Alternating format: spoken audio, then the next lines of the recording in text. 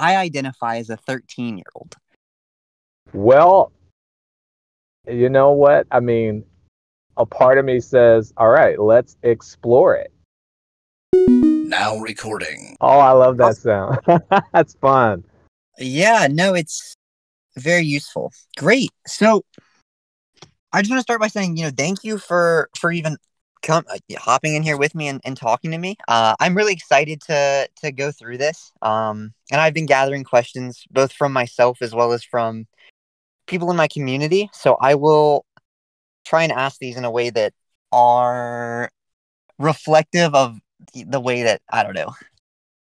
Some people are a little bit rude, but I've read the book and I've read as much information as I can find about you on the internet. So I'm going to try and ask them in a way that's not rude, but I'm going to ask how you respond to common criticisms maybe. Just a heads up for that. Sorry. Yeah, I definitely appreciate the grace but yeah, those that are blunt and rude, that's fine too, because I figure you might as well just meet people where they are. But by the way, let me just say too, thank you for your time, and it's very cool to be talking with you. Yeah, of course. I think it's definitely cooler for me to be talking to you, but I definitely am excited to have you on. Oh, thanks. It's great to be here. Yeah. So I guess just, starting off, could you tell us a little bit about yourself? Yeah, so I am from Cincinnati, Ohio, and I've been here basically my whole life. However, I've traveled a lot, obviously in an intellectual sense, in an emotional sense, as well as a geographical sense. So I'm glad to be doing that. And now we're all forced to travel technologically. So, that's happening as well too. And I'm similar probably to you and a lot of others in your community. I'm interested in identity. I'm interested in things of social significance, whatever that may be, especially as we're, still in the aftermath of a pandemic, as we are balancing hustle culture with dreams, ambitions, careers, things along those lines. So I could say more, but that's basically a little bit about me. Awesome. Yeah. Thank you. So I guess, where do you want to start? There's a few places that we could start. Okay. We could start with your. Actually, yeah. Let's start with your educational background. What is your doctorate in, and then what institution did you go to? You said that you're there in Cincinnati. You went to the University of Cincinnati, if I remember correctly, or am I misremembering? So I went to a lot of schools, so that's a part of the exploration I was just talking about. So I have gone to UC, University of Cincinnati, Xavier University, Miami University, Northern Kentucky University. That's all in the region. I've also did some brief studies at the University of Southern California, and there was an international summer schools program over in England, and I was at the University of Cambridge to do some studies there. So the studies have gone all over, and my doctorate is in educational leadership. So all of the elements core that pertain to leadership, I'm specialized in that, and my focus was on DEI, diversity leadership inside of educational systems, particularly in higher ed. And that's where, in part, the identity such as transgracial, the intersection of transgender and transracial identity, that was all born at the time that I was working on the doctorate and growing from that point. So that's kind of the boring academic side of things. Okay, so from there, I've two sprouts or two forks, I guess, that I want to take this. One is actually a question by somebody in the community, and they asked if I'm just gonna ask it bluntly because that's what you said. They said, "Are you aware that you're marking yourself as someone to avoid within activists and DEI spaces?" And now you just said that this all kind of arose when you were in DEI spaces and like working on your doctorate. So I guess how would you respond to a question like that? In some ways, they're right. And people that ultimately either would have avoided me, either just by virtue of learning some of the things that I want to work on, that would have happened regardless. But I feel like now that I have lowered the shield and I'm a bit more unvarnished in some of the things that I want to champion. And so those very folks that would have avoided me are now effectively just jumping ahead of the line and they're just doing it. So it's quite efficient actually to lean into that, because on the flip side of that coin, those that are attracted to this particular kind of intersectionality and other sorts that may be adjacent to this or just things that we haven't even thought about, they're, starting to come and find me and I find them, and we kind of, it's like finding your audience and then you're able to collaborate in that way. So in some ways I'd say sure, they've fallen right into the trap and just expedited it. So that's my response. Well, that is the goal, I suppose. I guess I am curious. You mention in your book and also in the paper you wrote in 2015, other people with transracial identities, like Rachel Dolezal. I might have mispronounced the last name. I guess, what has your experience been after putting your message out to the world? You said a lot of people are finding you. Have you found a lot of other people who relate to your transgracial identity experience? Is it just like a transracial identity relation, like that they relate to? Is it other people of color that kind of relate to your experiences? Yeah, I guess that's who is okay. That's what I'm asking. Who you say people are finding you? Who have you found that is finding you? Yeah.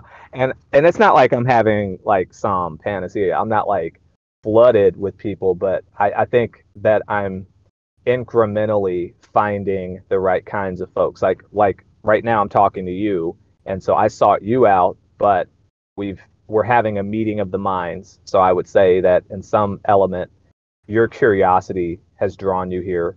I have been contacted like yourself. I've talked with various reporters. There's someone, former Wall Street Journal reporter, who's reached out. There's some reporters from The Guardian that have contacted me. There are some professors that have done so as well. There was someone from Germany. In fact, there's a study that's done on transracial identity by Salter and Kasten. I don't know if you saw that. It was just published in 2021, and it's starting to gain traction.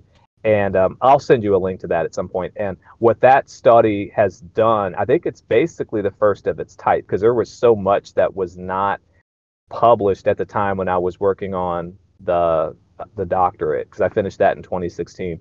But the study from Germany effectively looks at it. Now, it's a piloted study, so there's only 14 subjects. So you would generally want a sample size of at least 30 so that you can begin to extrapolate and generalize and all of that. But 14 nevertheless is it qualifies as a piloted study, and it's various people. So some people that were they were born white, they were born Asian, they were born black, they were born however they were born, and yet they have this identification with a different race in the way that I fundamentally do. And it was all over the spectrum, so someone born white and interested or identifying as Asian, one other person with Hispanic identification. So it was quite a cross section.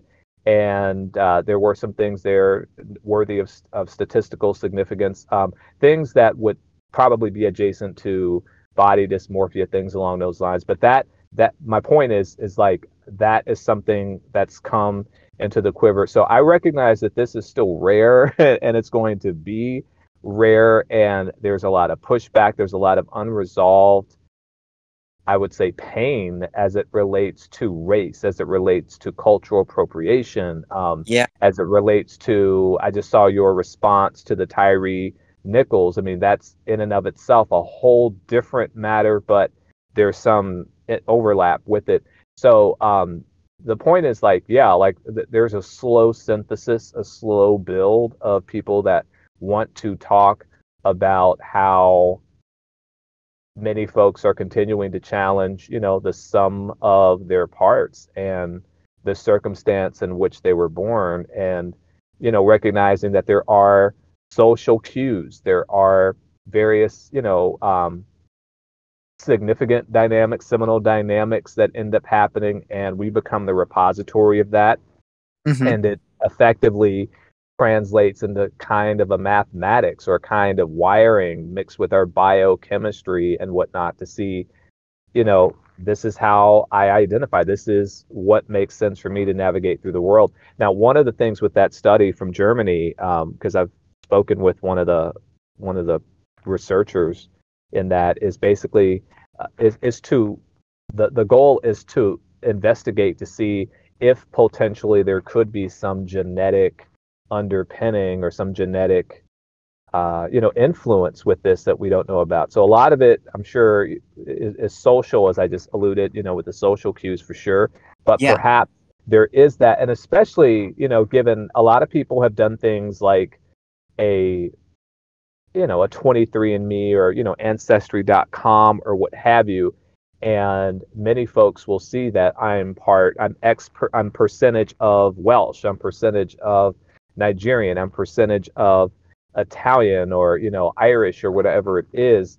And most people will see that they actually are made up of a number of different, ethnic lines. There are a few people who are pure, if you will, and I put that in quotation marks, that Yeah. are, that are, homogenous in whatever their makeup is. And so, then that begs the question, as one of the researchers were saying, is like, could there be something, some kind of genetic influence, something that's recessive, something that may have, some kind of an influence in with respect to race, and that's only amplified by the fact that we have the social structures and systems here that creates race, because we know that race is effectively almost a nullity. I mean, it doesn't really exist in some in a deeper sense. It's not really there. It's more of a social construction, but in light of the diversity in the genetic code and makeup, that there could be some undue influence. So that's something to investigate. Yeah. So I guess I do have a question for you then, just so you could elaborate Sure. for other people. So we were having a discussion earlier today in my Discord server about race versus gender, and one of the people had mentioned that this is what they said. They said, I think it's important that gender is largely oppositional, like masc being not fem or vice versa. Relating to masculinity implies some relation to femininity, but relating to whiteness says nothing about other races.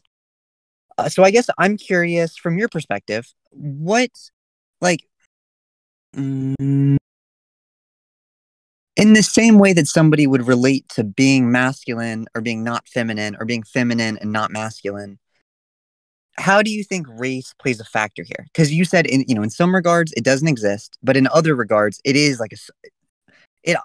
I don't want to say it doesn't exist because obviously it exists within like Yeah. the sociality. But I guess like how would you Right. relate to this kind of question? Yeah, and that's what's so nebulous about the racial component. It's kind of like a chemical warfare in a way. It's like it's there, and then again, is it? It's hard to make it as tangible, because at least with respect to gender, while there is gender diversity, you have people with ambiguous genitalia, you have, XXY, you have XYY. I mean, so you do Yeah, have some chromosomal diversity and things like that. But, primarily, with gender, with sex, really, with sex, you have primarily a dimorphic species, and it's much easier to quantify. And you have the plumbing, if you will, that's associated with that, which again is much easier to quantify. You can see that. With race, you have phenotypes and whatnot. In terms of like the mask or what have you, and this is where I think some of the social elements comes in. I think Hmm. that with race, you do have some elements of it being gendered. And like for instance, if we're looking at the polarity of whiteness and blackness, I'm glad you're which bringing this up. I'm really yeah, at least with like with glad race, like there's still the archetype of the hyper aggressive male, which has a part of the lore for the longest time has been a black male. And that's, maybe arguable to some people, but there are plenty of tropes that speak to that.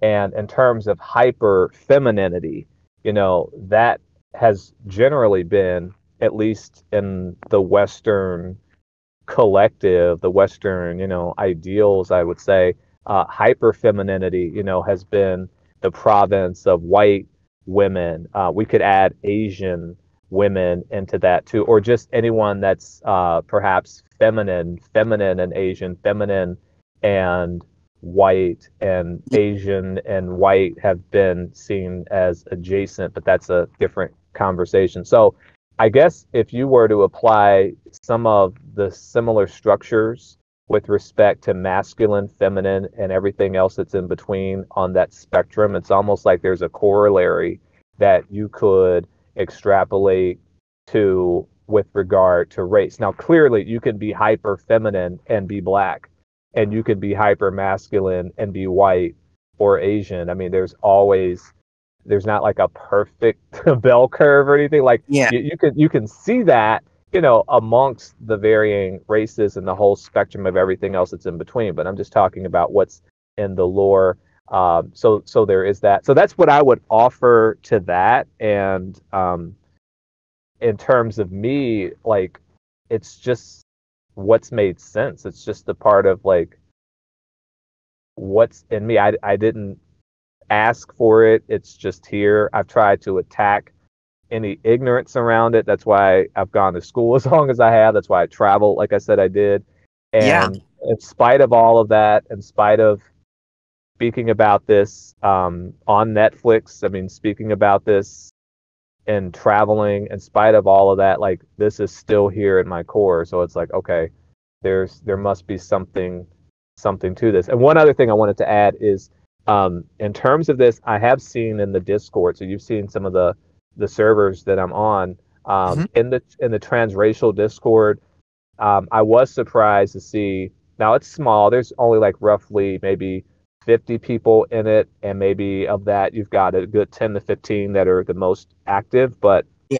I have seen at least a handful of those people that actually are transgender and transracial. Most of them recognized that they were transracial after either transitioning or being in the process of transitioning with regard to their gender, which I found very interesting because I knew at age 4, as you read, that Yeah. this was my reality. But some of the others, it seems like they've discovered the transracial element, like I said, after that. And I think it's interesting. And yeah, I think that a couple of them are people that were born BIPOC, born of color, and they're having different identities with Asian, with white. So I don't know. I think that there's just a lot to analyze and to really to research and learn about. Yeah. I have a question for you. Um, Mhm. you mentioned race kind of being tied to not gender necessarily, but like masculinization versus feminization. I guess Yeah. I'm curious from what you saw on the transracial server. I wonder if transracial identities also correlate with desiring to be seen as a certain like gendered presentation as well. Like for your example, it sounds like your external positionality would be like black male, which is the most hyper masculinized version. And your internal Right. identity is white female, which is the most feminized identity, just theoretically. So I guess I'm curious if you think that there is any, I don't want to say overlap because that feels like the wrong word, but like, do you think that could be a factor in it? Like, this is a question that people always ask me as trans, like, oh, or as like as a transgender person, is like, if gender roles didn't exist, would you still be happy the way you were? Like, if the pressure on skin color did not exist, do you think that you would still have a transracial identity, or do you think it would just be a transgender identity? Does that make sense? Yes, and that's a very good question. I've never been asked that before. At some level, obviously, I wouldn't know because I haven't had that reality. However, I am inclined to think that I still believe that I would gravitate to the identity that I have just because it's so strong and it's unrelenting and it's only become more prevalent as time has gone on Yeah. in spite of all the work that I've done to repress, oppress, suppress. And I know you've talked about that in your YouTube vids. And it's like, oh, okay, this is here. So yeah, so I still think it would exist, but that would be like a parallel universe, parallel experience. It'd be a whole Yeah. different kind of, kind of like subtext with that. And I would have had different coping mechanisms. So maybe there is an opportunity, or maybe there is a chance that some of those coping mechanisms would maybe have sufficed in a way to Mhm. where I could go with that for an extended period and others. But I think that's a really good question. I'd have to reflect more on that and see what else comes up. I love that question. Yeah, no problem. So I guess okay. Can I ask questions about your? These questions are so invasive, and I hate when people ask me questions like this. So I'm gonna give you the Oh, option. It's no pressure, but oh yeah, it, it's fine. I Yeah. ask questions about your brain or like your experience with doctors, like mental health, that kind of thing. Oh yeah, that's fine. Yeah. Um, do you have a DID diagnosis? So there was um, some post-traumatic stress syndrome. There's that, Mhm. and you know, gender identity was there, but of course, things have changed with the DSM-5. There are things that are changed, but other than that, I mean, there hasn't been a lot of extensive diagnoses. But because of what I talked about, because I've been talking about this for a while, since kind of Mhm. like Harry Potter days. Like I've been Yeah. like processing this, and so a lot of the health professionals I work with were dumbfounded and were kind of scrambling to keep up. And so maybe some of the questions or some of the things that came up in the conversations only hit certain angles because I guess they were intrigued enough to want to learn about that. Some other questions didn't happen. So therefore, there could be some other diagnoses, but I'm not fully aware of them. Dissociative disorder. I mean, there's that, but I know that's a controversial one. Some think that that's a nullity in and of itself, and Yeah. but that there is that. But I think there's probably more to investigate in that way. Yeah. Let's see. Oh, I did want to ask a question because you just mentioned it up, and I feel like a lot of the people who consume my content probably don't understand a lot about this, and myself also doesn't understand a lot about this. So I would love, and you didn't. Oh, sorry, I'm not good at speaking.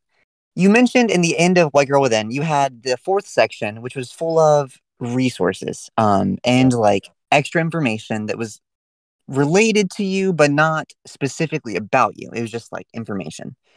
And I guess I'm curious, would you be able to talk a little bit more about post-traumatic slave syndrome, I think is the name, and like how that may have had an impact or just anything along those lines? Because I feel like a lot of people that watch me will not have familiarized themselves with that. And you mentioned it twice now, both on the call and in the book. So, post-traumatic slave syndrome, and this is just kind of a very rudimentary sort of explanation, just very basic, is the notion that there is collective trauma associated with all people who are Black, particularly Black Americans, because of the post-Atlantic slave trade, because of slavery, race being an institution that's like 400 plus years old. The notion is that there are some unique underpinnings that exist. And I get that you can look at basically any ethnicity, any racial group, and if you trace back far enough, you'll see man's inhumanity to man be consistent, where Europeans enslaved Europeans, Africans enslaved Africans, so you'll see things that aren't necessarily, in the big picture, unique, to Black Americans in that way. Nevertheless, you have this country that's a nation of immigrants primarily, and you really have a unique situation where with Blacks, it's the only group that started out here unwillingly, whereas most other ethnic groups, came here, in their own volition, with the notion of a better life. And so that makes it different. Now, obviously you had Native Americans that were originally here and were upended, and that's its own travesty, its own devastation. Nonetheless, they were already here, so still the dynamic is different to be brought against your will and for so long. So there's that. So the notion of post-traumatic slave syndrome is that regardless of the fact if you can trace your ancestry to a slave or anything like that, just by the nature of the circumstances that the country was founded and the institutional racism that's happened for so long, that you will be impacted regardless. And there's all kinds of varying ways that trauma manifests. And because of that, one of the other quotes in the book is, Nell Painter, she's a historian and academic, she says that people of color, Black people in particular, will need a psychologist for life. I'm paraphrasing, just because of how traumatic some of the things I've just mentioned are. So post-traumatic slave syndrome is this collective. It's like this collective trauma that uniquely impacts Black people. It impacts other people too. I think if you're in this country, you're going to have some connection to that, but just in varying degrees. So that's what it is. And I would say, that there's probably untold examples in terms of how that would have impacted my consciousness, which again goes back to, why, like to borrow from Malcolm X, I've spent so long attacking my ignorance and wanting to contextualize and to gain perspective. But yet, like I say, the truth of this identity, it's still here. Like I'm talking to you right now in my leggings, and I'm so happy to be doing that because it took courage to do that. But like I'm doing it, I'm loving it. So I mean, there's a lot to process, but that's in a nutshell what it is. I don't know if that made sense, that explanation. Yeah, no, that was perfect. I just want to make sure that the people watching this don't hear certain terms and just completely discount them. So that's why I wanted you to explain. Oh, okay. But it sounds like that kind of could be like that shared social pain might be like corollary, or not corollary. You might be able to draw a parallel to something like the patriarchy that is like it's a system. Actually, I take it back. It sounds like PTSS, post traumatic slave syndrome, would Yeah. be correlated to like misogyny, maybe, where like it's this overlying oppression because of the system we live in that has had an impact on the people under it, which would also, it's like patriarchy and colonialism, essentially. Or white supremacy is really what I'm pretty sure that one comes out of. But would you agree with that? Would you disagree with that? Is that You know what? And again, that's the first time I've heard that corollary. I think that makes a lot of sense, and there very well could be that. When you say that, it's just making me think of like just hegemony, period, which would go along with patriarchy. yeah. And if hegemony is this great rubric, underneath it, you're going to have all these other subsets. And one of them very well could be post-traumatic slave syndrome, along with, as you said, patriarchy, and we could go into imperialism, colonialism, all the other things. So if they're, interlocking systems, that Did I lose connection? ultimately, that uphold a hegemony, a sort of control, then yeah, I would think that effectively you would have that. So I think that there's a lot to explore to what you just said, and it would seem to make sense because it's another sort of thing that's broad, and yet it's specific to a kind of demographic.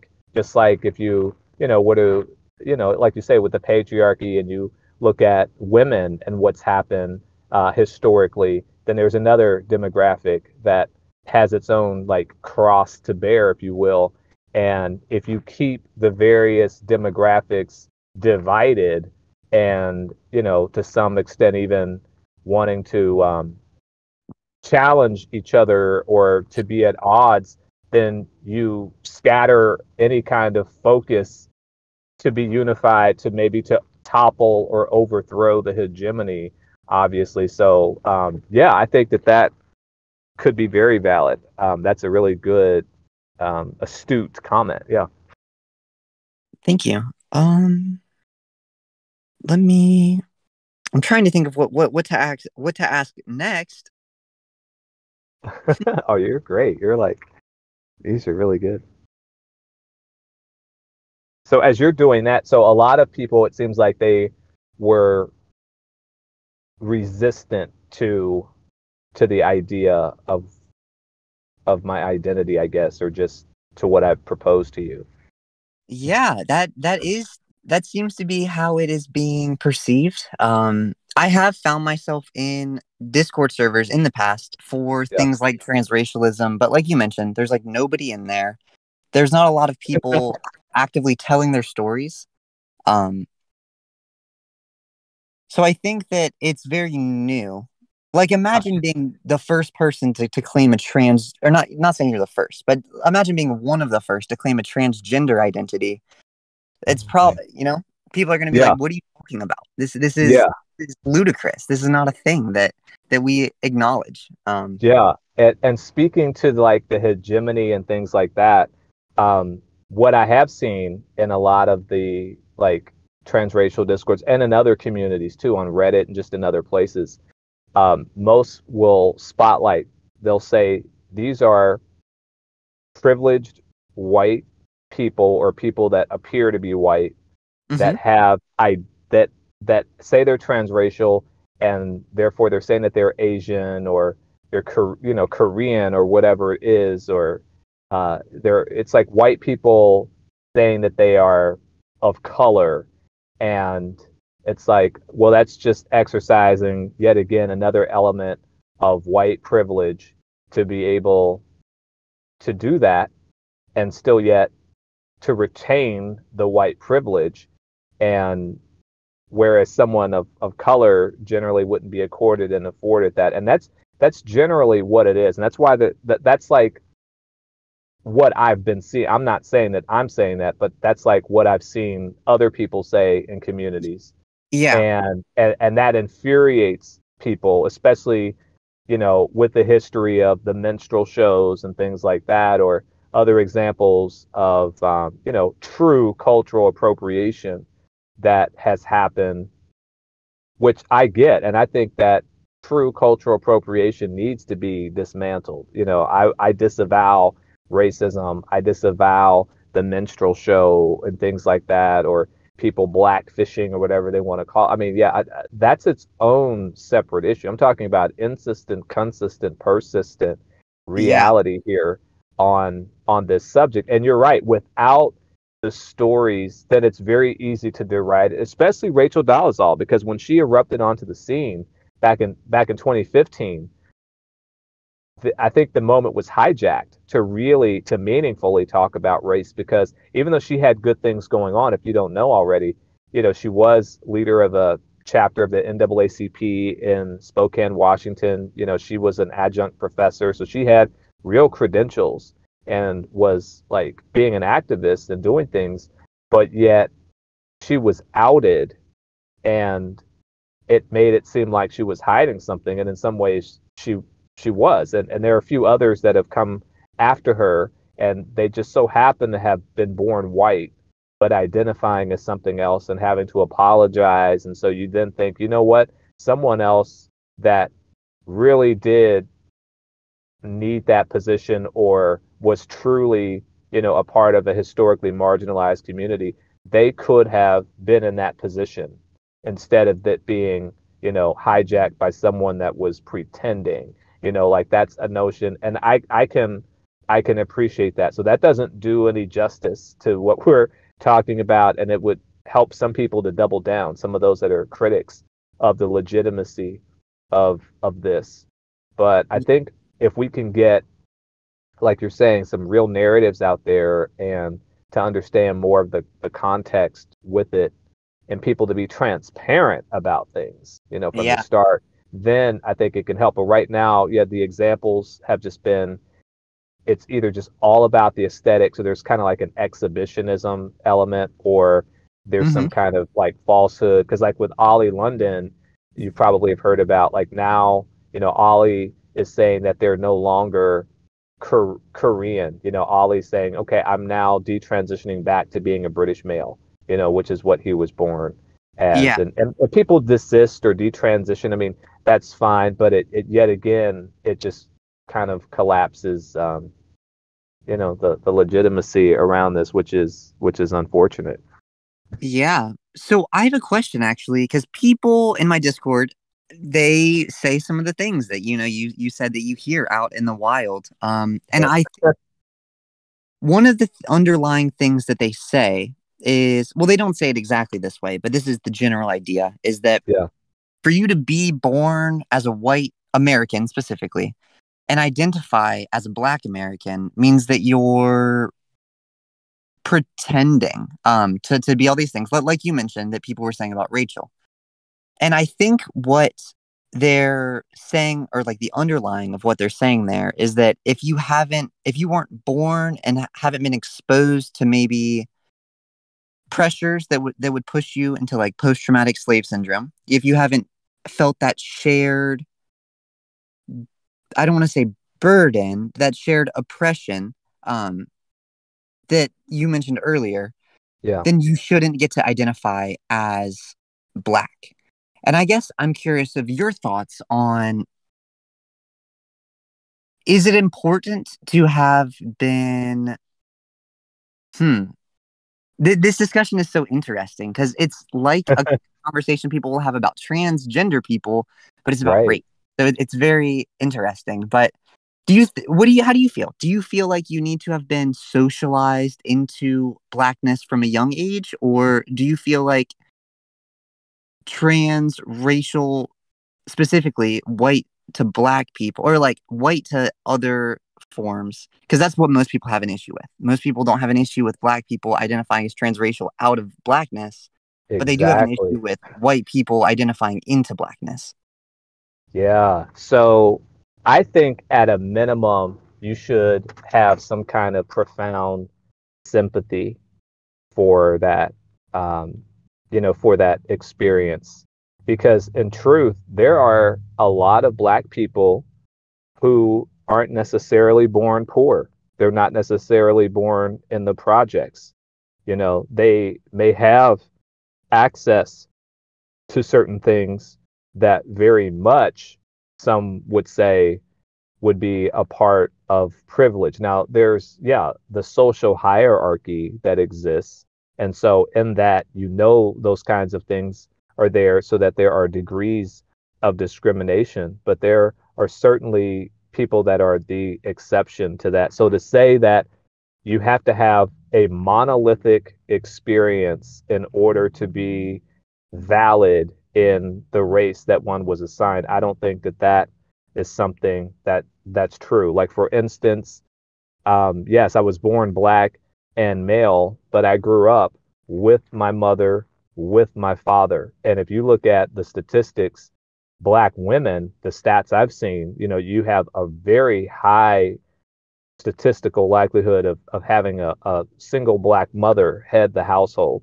And Yeah. and that isn't what it was. There was a father and a mother. Now, I had a very problematic father in a lot of ways, as you also read about, but nevertheless, there was a two-parent household there. So does that mean that I'm not valid in some ways and what it in a black experience or having some of that because I had that?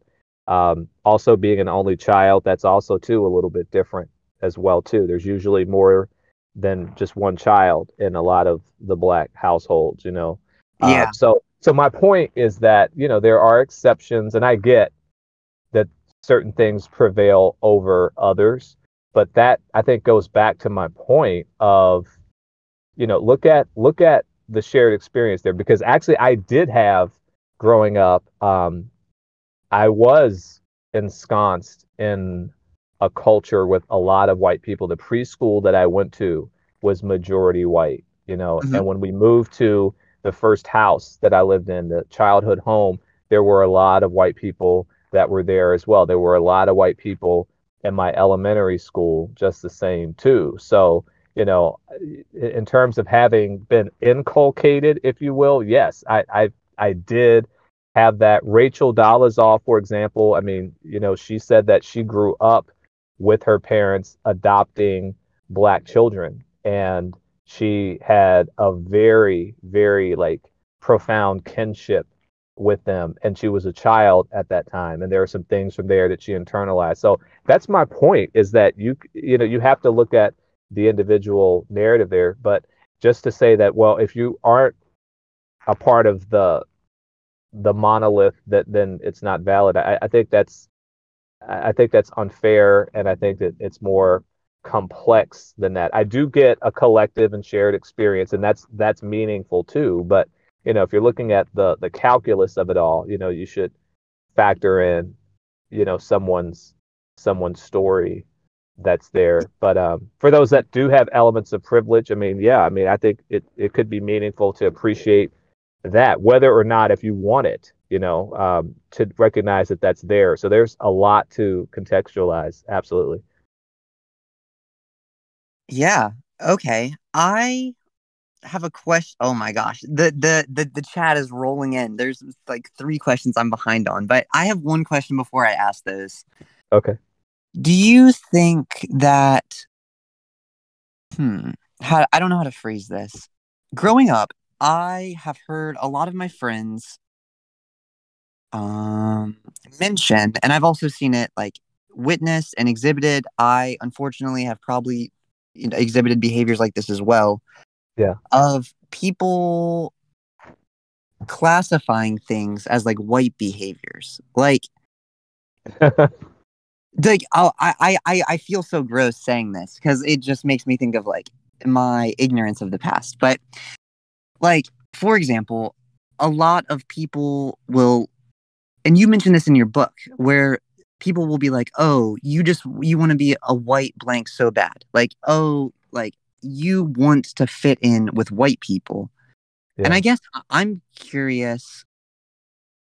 Okay, so that's the context. Then the question is, well, I have a little bit more context. In my Discord earlier, we were talking about gender abolition versus gender freedom.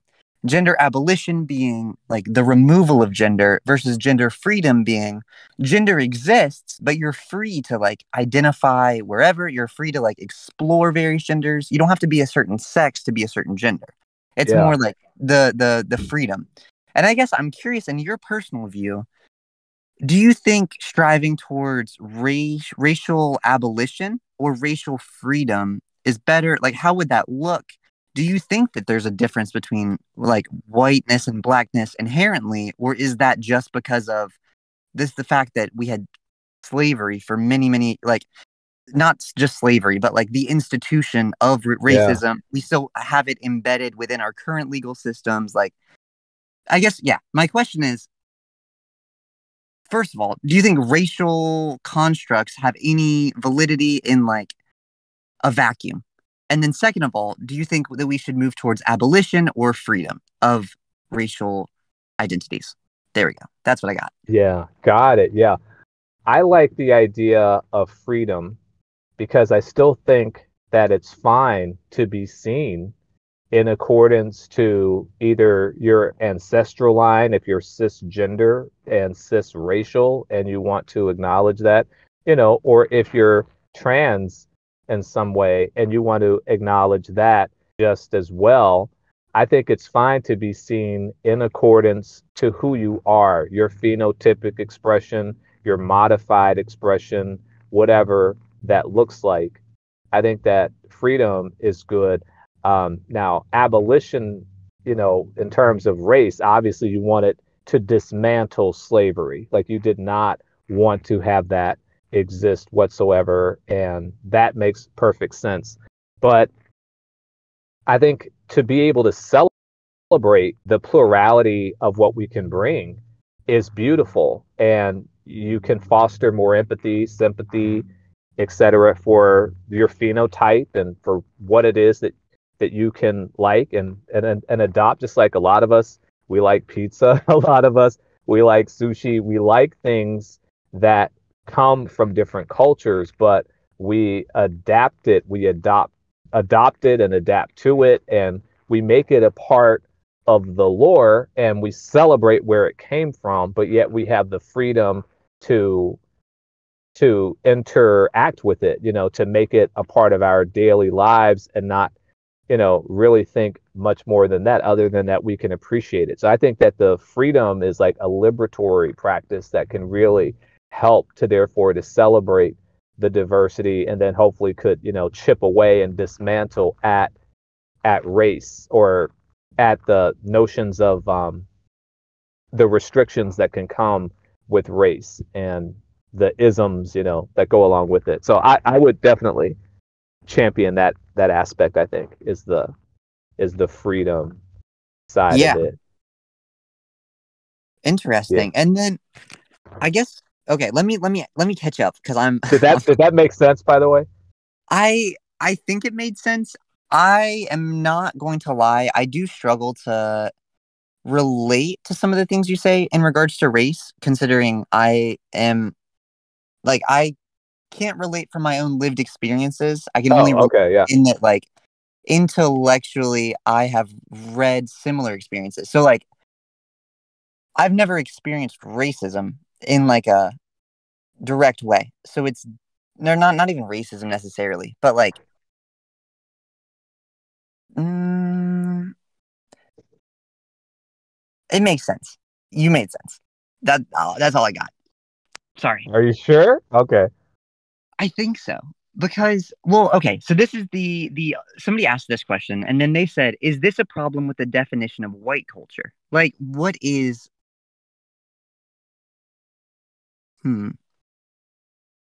that okay, this is actually sorry to flip-flop. Building on what you just said, do you think that the racial identities are a monolith? For example, white culture versus black culture versus Asian culture, or do you think it's more specific? Like, for example, Jamaican, I don't like Jamaican black culture versus like African black culture versus like American black culture versus European, I don't know, Irish white culture versus American white culture versus like East Asian culture versus like where would you draw the lines in terms of like race? Would it just be skin color, or would it also have ethnicity ties? Does that make sense? Yeah. It definitely has ethnic ties to it. I think fundamentally, though, race is what someone is perceived as. So, whatever your phenotype, however that's coded, that's generally, I think, how a lot of people are going to be seen first, whether if Mhm. that's wittingly or unwittingly. And there's a lot that comes with that. Now, as your story comes out and as you become a known quantity in some way, then there are things that definitely can change.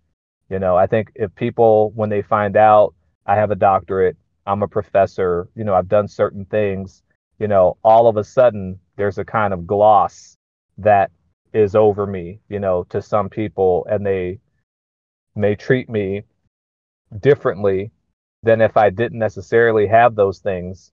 Yeah. And therefore I'm seen as, oh, maybe fulfilling more of the stereotype. Now, some of those things then are separate from race because you're getting into socioeconomics or you're getting into, someone's professional standing.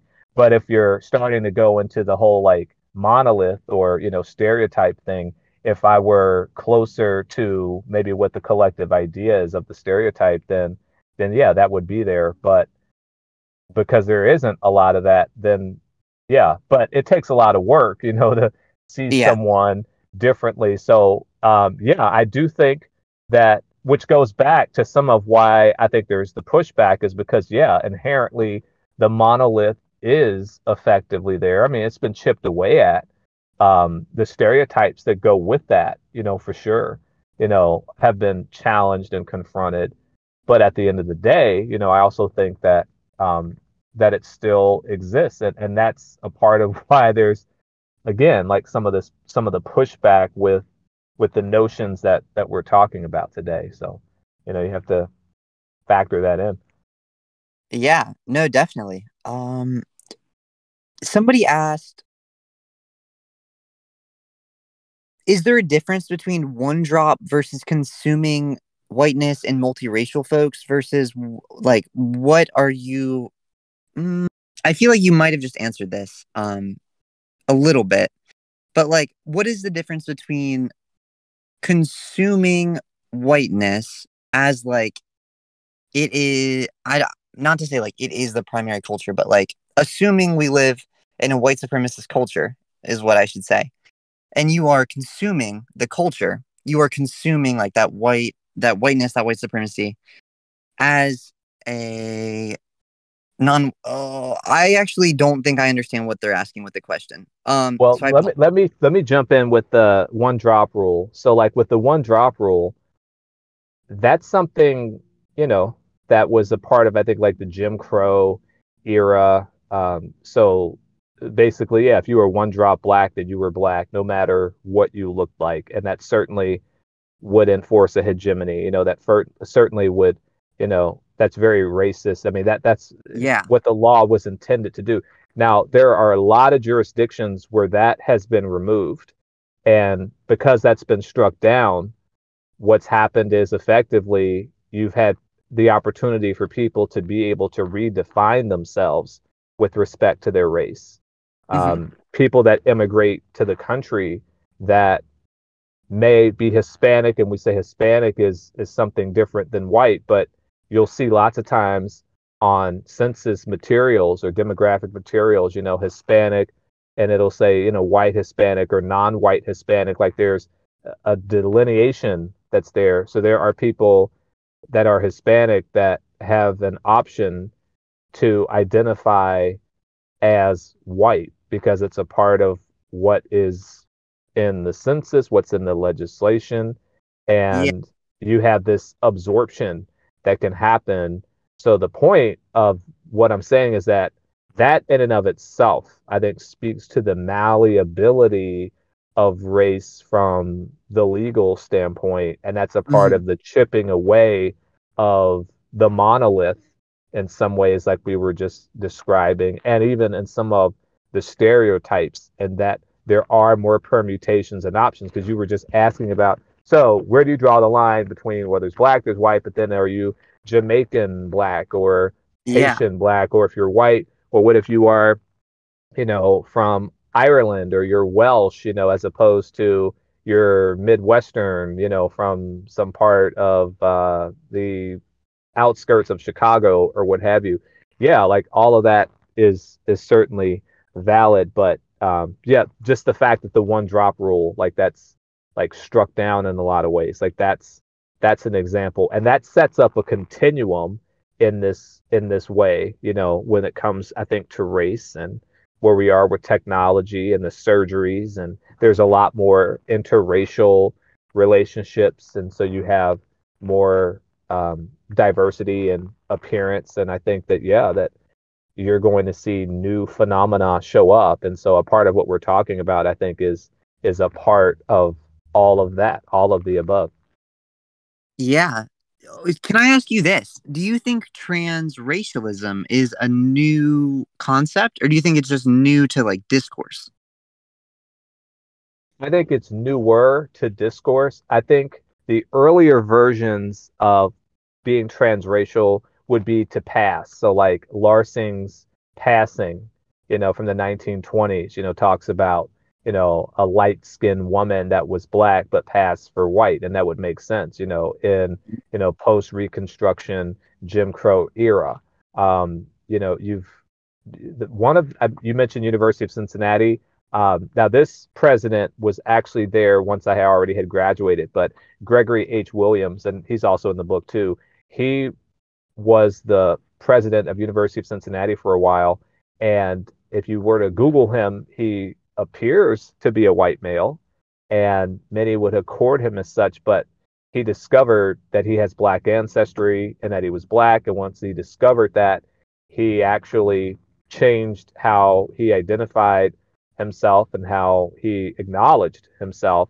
And his book, Life on the Color Line, talks about that. And Oprah saw it and was amazed by it. And, the book is in Oprah's book club, and all these elements here. So, yeah, I think it just goes to show that you can discover things about yourself down the line. And with more information, you're able to discuss it. So in essence, yeah, I think that it's not necessarily new, but the discussion is. But even that, again, it's hijacked, because people were upset with Rachel Dolezal several years ago. And in some ways, I totally get it. I get that. Plus, at the same time, that's when Caitlyn Jenner came out. So that stole a little bit Yeah. of the thunder as well, too. And so I don't think there's really been any time to have a proper discussion on this and to really unpack it. But I think it's coming. I think that especially as we have avatars in different roles, just like on this server, on Discord and Yeah. Meta, and what's coming up with technology, I think that this, along with many other permutations of identity, is just inevitable that it's going to come up. And so, yeah, that this is only just really gaining new momentum, I think. Yeah. So, I have two questions. One is about what you just talked about, and one is about like moving forward from what you just talked about. So I'm gonna ask the other one, but don't let me forget. I want to Okay. ask you about transhumanism, but before I do, I read a book called The Personal Librarian about Belle DeCosta Green or Bella DeCosta Green. Uh-huh. Um, and she was Rockefeller's librarian, and her situation was a similar one where rather than her not knowing she was black, her family forced her to conceal her black identity. In order to be able to, this was back in the 1900s. So, Yeah. in order to essentially pass as white and fill a better role than she would have been afforded otherwise. Um, I guess a question I have is, would people like people going through situations like that, would you consider them transracial? Like retroactively, of course, it's hard Mhm. to throw labels on people of the past, but would that be something akin to transracialism, or would that be akin to something like um uh, boy moding? Like for safety. Like if you don't feel like it's safe to present as transgender outwardly, maybe you'll present as a boy rather than opening yourself up to the vulnerability of I don't know how I'm phrasing this, but I guess what I'm asking is like, do some people acquire a transracial identity out of safety, maybe? And do you think that is different from like an internalized sense of transracial identity? Different from an internalized sense. I see that as almost like a kind of social transition. So in a way, it might parallel boy moding, but I think in the sense that, a person was trying to survive. Yeah. So they were trying to survive so that they could thrive in a time of great racism. So that's more along the lines of a kind of convenience, especially since their phenotype lent them that opportunity. Just like if you were to go back maybe to the medieval times and you discover that some of the warriors, some of those that were fighting were actually born women. They were born, Mm. female, but yet they were fighting, and maybe it wasn't so much that they were non-binary or trans, although they could have been, but it was more the sense of wanting to have access, wanting to, have the opportunity to fight and to preserve for whatever it is that they believed in. And that was the means necessary to be able to do that. So I think that that is different than, you have the insistent, consistent, persistent, Yeah. internalized drive, to do this. And it's just there because it would be too easy otherwise for me to just kind of revel in what I've got and what I've built up in my education and networking and just to do that and live at that. I could live very comfortably with Yeah. with what I've done without the aggravation of, putting my story out there or doing this. You could just as well just kind of just go through the motions. But when you're internally driven with something else, you have to do that. So yeah, I do think that it's different, but it would be interesting that once you then are there, you're in that role, and then you have that consciousness, then what does that mean? Have you then adapted to something or realized something that maybe is there, which is Yeah. its own question. So it could be. So yeah, I really like that. And don't forget your second question you said you had. Oh, yeah. Oh, I'm actually going to push it just a little bit longer. So just to give like a modern media comparison, Okay. maybe like in Mulan, where Mulan has to, for safety and to like protect her family, and she's not protecting herself, she's protecting her family. She like Yeah. pretends to be a guy, like you mentioned in the Yes. medieval. Yes. That could be like a similar situation. And Mulan doesn't Mulan. identify as a man. She's doing it for the social pressure that's been given to her, or like the social expectation. Exactly. Yeah, it's rising to the occasion and doing what has to be done by any means necessary. There's a guy, I forget from which country, but he's not transgender, but he ended up legally switching his gender so that he could gain custody of his kids because Oh, of I a heard that custody in back. Brazil, Yeah. right? Yeah, exactly. Yeah, that's where it was, Brazil. Exactly.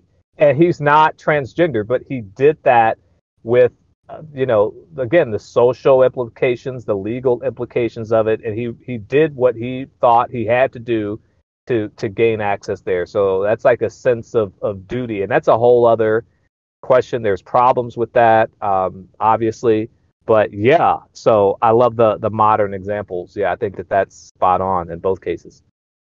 Awesome. Okay, so my next question is, how do you feel about transhumanism? You mentioned technology giving us the opportunity to really choose our appearance with avatars, with, profile pictures, with meta and like metaverses. Yeah. So I guess, what do you think the future brings? How do you feel about transhumanism? Yeah, just everything tied up in there. I think that that's in some ways it's already here.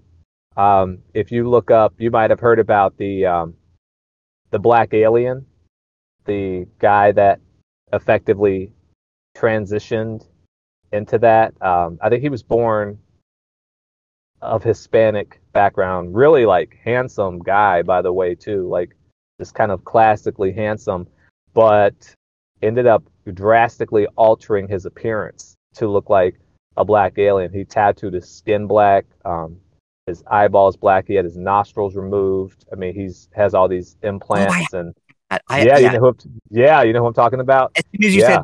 said the nostrils were removed, Yep. it popped up in my brain. Yep. So it's him. So, and there are other examples like that too, you know, people that are extreme in their appearance. But yeah, I think because now we're building a lexicon, like language, we're having conversations like this, that it's just going to amplify what already is there. More people will become emboldened or more confident to come out with their realities, and it will be there. I dated someone that was a furry very briefly, and that was an interesting experience to say the least. So yeah, so I think that yes, that we are going to see that, and particularly with notions of consciousness. And if we get to the point where we can upload that, and the body then becomes something that is maybe secondary at some point, or optional. Yeah, for sure. And I think that that's ultimately what it's about. That's the liberation that's there. You know, being there, working in the way for freedom, for liberation, for identity and expression. Absolutely, power to the people, revolutionary. Yeah, I definitely think that's going to be a thing. I don't know how long it'll take to unfold, but for sure. Yeah. Okay, so now in the Discord chat, just even with just the five of us here, four of us here. There's only four of us here. There's some things that some questions being raised. Okay. Where would you draw the line between I hate to say this two word phrase because I feel like it's very stigmatizing with the current medical establishment, but where would you draw the line between mental illness and an expression of identity? As we get access to more medical advancements, more cosmetic surgeries, more uh, not cosmetic surgeries. I don't remember what the other word is, but like things that you can actually fix, or not actually fix, but like things that needed to be fixed. The internet and the ability to have virtual avatars. Do you think that? I don't know how to phrase this. Yeah, where would you draw the line between somebody who's mentally ill? And again, I hate saying that. I feel like it's so stigmatizing. Like, oh, they're just Yeah. mentally ill. But like, Yeah. mental illness versus identity expression. Yeah. Were you thinking like reconstructive surgery? Is that what you were thinking? Potentially, like you Aside were from cosmetic? yeah, I think so. Like you were mentioning the alien guy, and somebody in the comments here said alien guy has mental illness. And I guess I see why okay, I get that. Um, yeah, because now he's saying he wants to amputate one of his legs, and so he may be an extreme example. And again, I'm not a medical professional in that way, but I would say in terms of mental illness, if you are potentially doing harm to yourself to where you compromise the quality of your life, to where you make it a lot more difficult to function, perhaps to have your autonomy in the way that maybe you once had. If somehow you structure things in your life that it's less optimal, then I think that is potentially, moving into the realm of one having some kind of mental illness, and or in particular, if they're doing something just to do it, they're addicted to the process, and perhaps they're not fully evaluating the risks, versus the rewards. Hmm. I think that is definitely getting into the realm of that, and there should be checks and balances for it. I think I do think it's extreme, with that of the person that is the the black alien, especially since he's gone on record saying that it's difficult to find a job. It's like, well, no shit. I mean, it's like you didn't see that coming. I mean, not that it should always be how you would determine something, but it's like that seems so basic that why would that seem to be a surprise? If you've done that. Like I think that yeah, there are some things that you would think about. So there could be, but I don't know him. I'm not a professional, so I can't diagnose him. But just in general terms, yeah, I think if you are doing something and perhaps you can't see all of the potential pitfalls or challenges,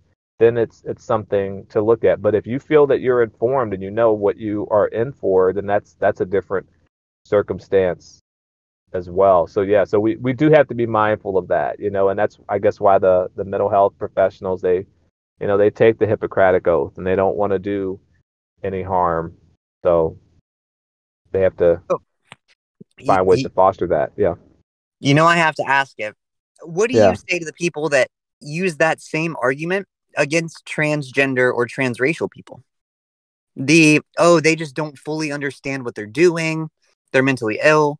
Because that is Right. the same argument that a lot of people use against transgender people and transracial people, especially white to black transracial people.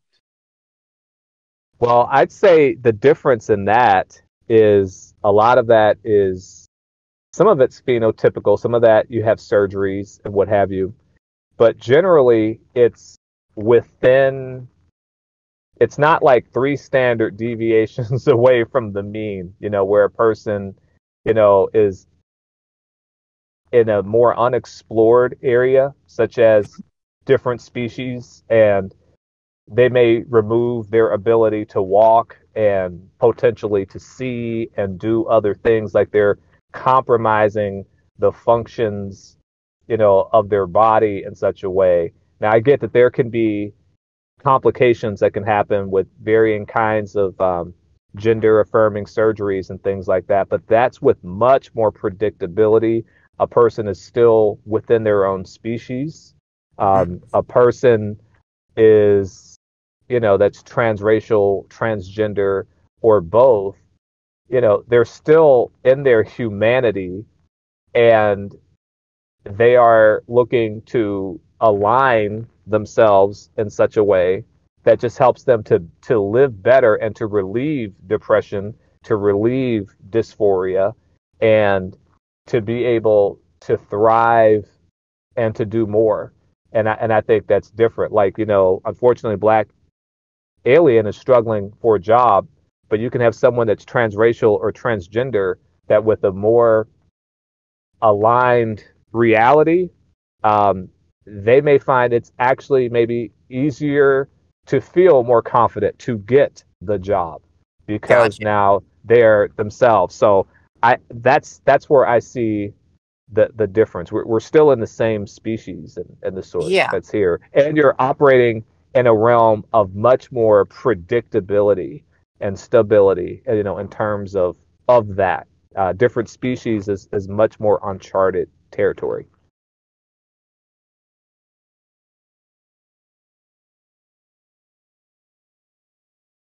Oh, did I lose you, or did you just stop talking Oh, for? are you there? Oh, yeah.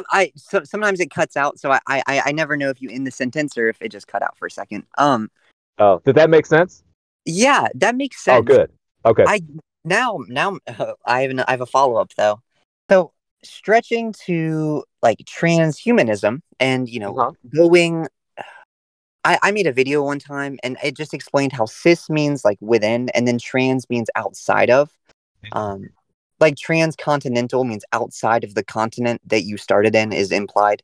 But so transhuman would be like outside of the humanity that you started with. Yes. And eventually, not right now, but in the future, there is potential to have like brain implants and sensor implants like magnets and other types of sensors in your skin, maybe removing your legs to replace them with robotic limbs. At what do you how do you feel about that? Do you feel like that leans into better or feeling more comfortable within yourself, or do you think that would be like leaning into mentally ill because we don't know the implications of the future? And not again not mentally ill, but like you should be stopped from making these changes because of the implications of the future, kind of thing. Does that make sense? Yeah. I think without more context or without the kind of data, then yeah, it could be an issue because you're going into a place that isn't as regulated and it's hard to predict. And not that we don't want some mavericks, because that's how we do gain discoveries. Yeah. So I mean, it is a fine line that's there. And ultimately, that's a part of, at least in this country, of being American, is to be able to do things in a way that you effectively want to do it, as long as you're doing it inside of the laws. And there are extremes. And so you have to evaluate things on a case by case basis. But if we're talking about doing this en masse, then sure, because I mean, social contagion sometimes does exist and people just bandwagon. So I think it's useful to have some real data. Like, can you predict what it means to replace your limbs? What does that mean for the long term? Is that going to be better for you long term so that you can avoid one day having to have a hip replacement or having to have a knee replacement or something like that, because you already have just, switched things out well in advance, and you're optimizing, you're like maxing, like you discussed, like this is a part of maxing. And it's like you can avoid some age related ailments that affect many because you have already optimized yourself. You've made yourself bionic, you've made yourself bulletproof in some ways, Yeah. and if you can like have reliable data, things that are statistically significant, then I think, okay, we are evolving. We're supposed to do that. And it's funny, there's this thing from the late 90s. It was showing teens on the last day of high school. This went kind of viral a little bit, and it compared, and you probably have heard this, like, why did people like from back in the day look so much older, at that age as opposed to how people look today? Like if you look at a Kim Kardashian, she's 42 or 43. It's like, whoa, she looks so much younger than what 42 would have looked like 20, 30 years ago. Yeah. What have you. And so you could say, all right, is that us evolving? We have the mind of age, we're in the age of mindful awareness. So we know what to eat. We have the surgeries. We have, better self-care, self-preservation. And so maybe that does start to impact how we evolve. And if what you're saying, transhumanism is perhaps, on that continuum, an extreme for sure. But if it's doing that, yeah, let's look at it. Let's do it, and let's get some data around it. Yeah. I think that's definitely a fair approach. Sure.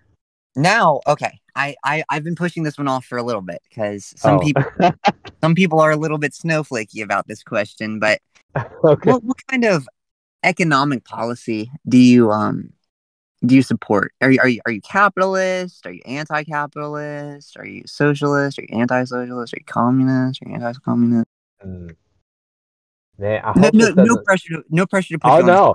spot. Oh no, it's not. I just hope it doesn't sound like I'm trying to be like overly diplomatic, but like, because I've thought about this, I think I'm leaning more like towards a mixed economy. Like I think that certain things are like fundamental rights, like healthcare, like education, perhaps even housing. I think certain things are just like a part of the unalienable rights, and Yeah. You just at a baseline should be able to have that.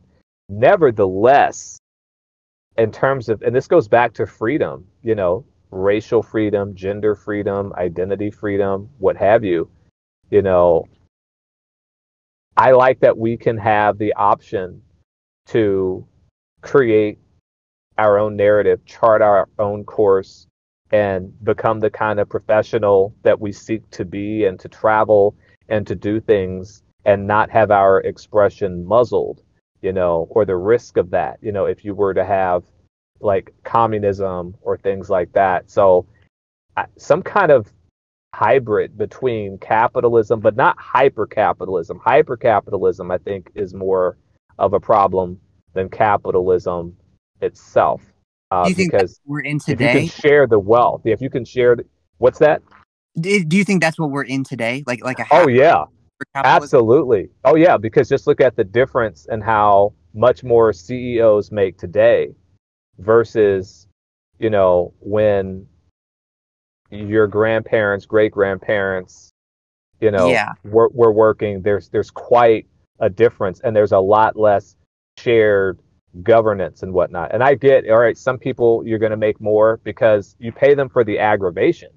You pay them for the risks that they take that perhaps others aren't taking. I can see that. You incentivize certain roles getting done just because there's a lot more on the line that's happening. But I also think that there's certainly, like with profit sharing at work, there should definitely be that, having a livable wage. Absolutely. So, some notion of like a mixed economy, and some of that you see in Europe, that there is elements of capitalism that's there, but then of course you also see too that there are a lot more, things that are socialized. I mean, and I'm not saying it's perfect because there are problems with it too, but something that's a little bit more hybrid, I think, seems attractive. Yeah, making sure that people are able to stay alive, and then they can play the money game on top of that. But they, I feel like everybody does deserve those I don't know if you said unalienable. I think you did. Those Yeah, unalienable but rights of like, I'm sick, let me go to the doctor. I'm hungry, let me go exactly. eat. I'm cold, let me go to my house. Like I do Right. feel like there's a minimum level that everybody should have. Exactly. Yeah. Yeah. I think that that's just ridiculous that you have people that are struggling for certain things that are just so basic. It's just like, yes, certain things are just humane, and it's just like, why would you not want to um, make sure that that's met? So yeah, I totally get that. Yeah. Let me. How do you feel about resource allocation in those basic needs? Would this be government provided or by a proxy, like a universal basic income, or like provided by like company towns, or like what does Hmm. this look like in the perfect world for you? Huh, interesting. Let's see.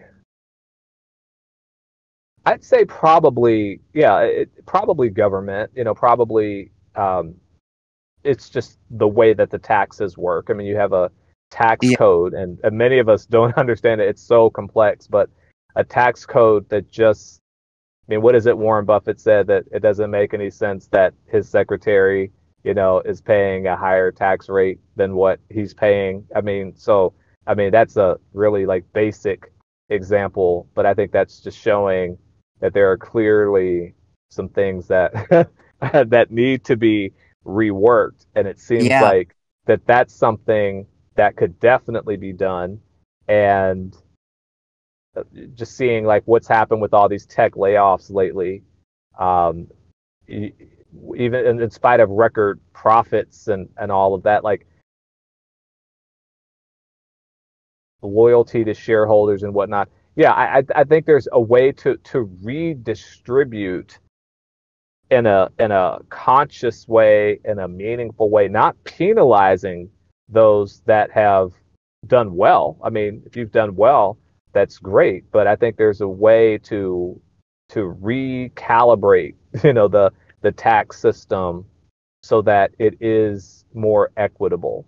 Yeah. Because it's been there before, where it's more equitable, and people that, again, that take risks, that do well, that innovate. Okay, you have a piece of the pie that's bigger. I mean, I think the U.S. has basically like a $20 trillion economy.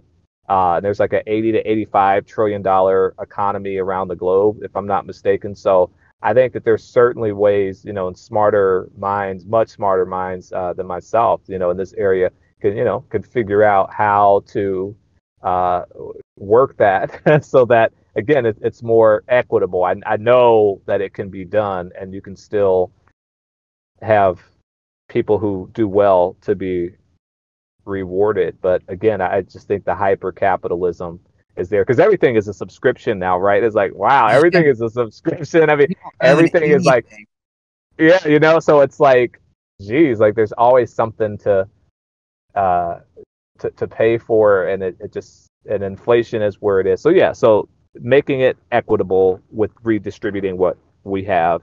Yeah. Definitely. Mm.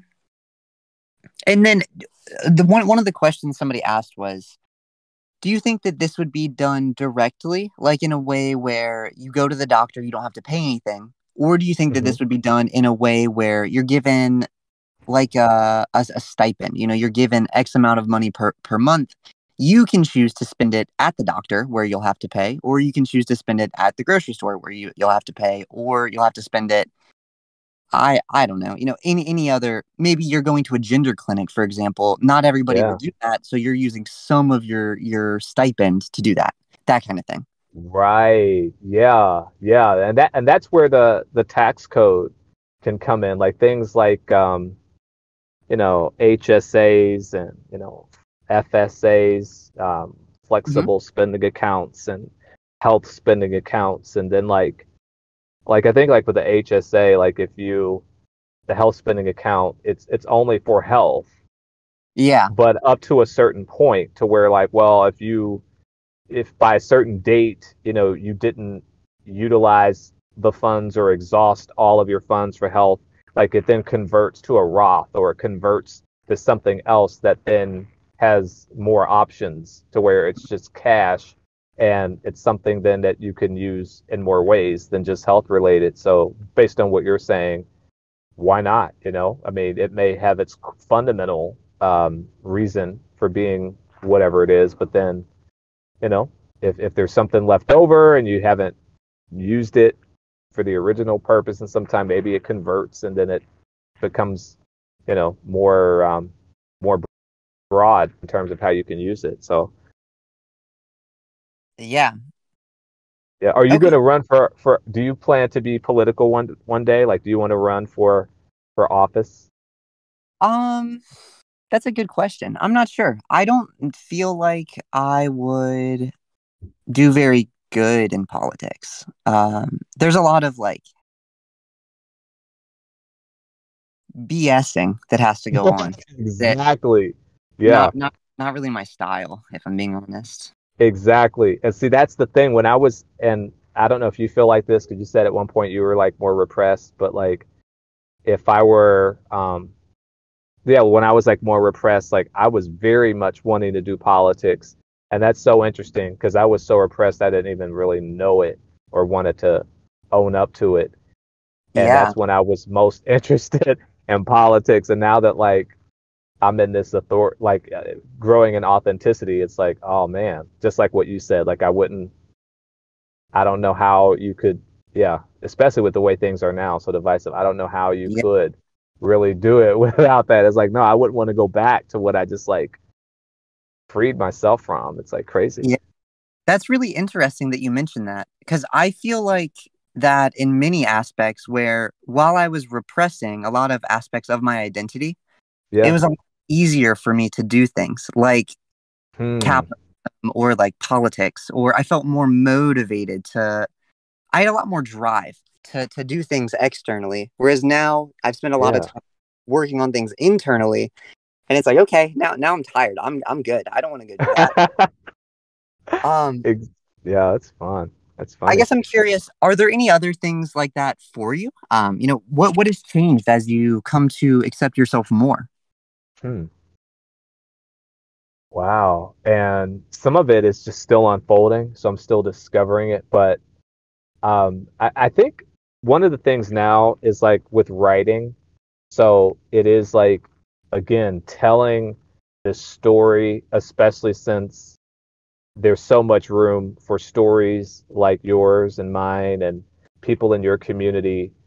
There's so many stories to be told. And especially like I think I heard Laverne Cox say that just as of like January 19th of this year, there's already 150 plus new pieces of anti-trans legislation in the various states in the union.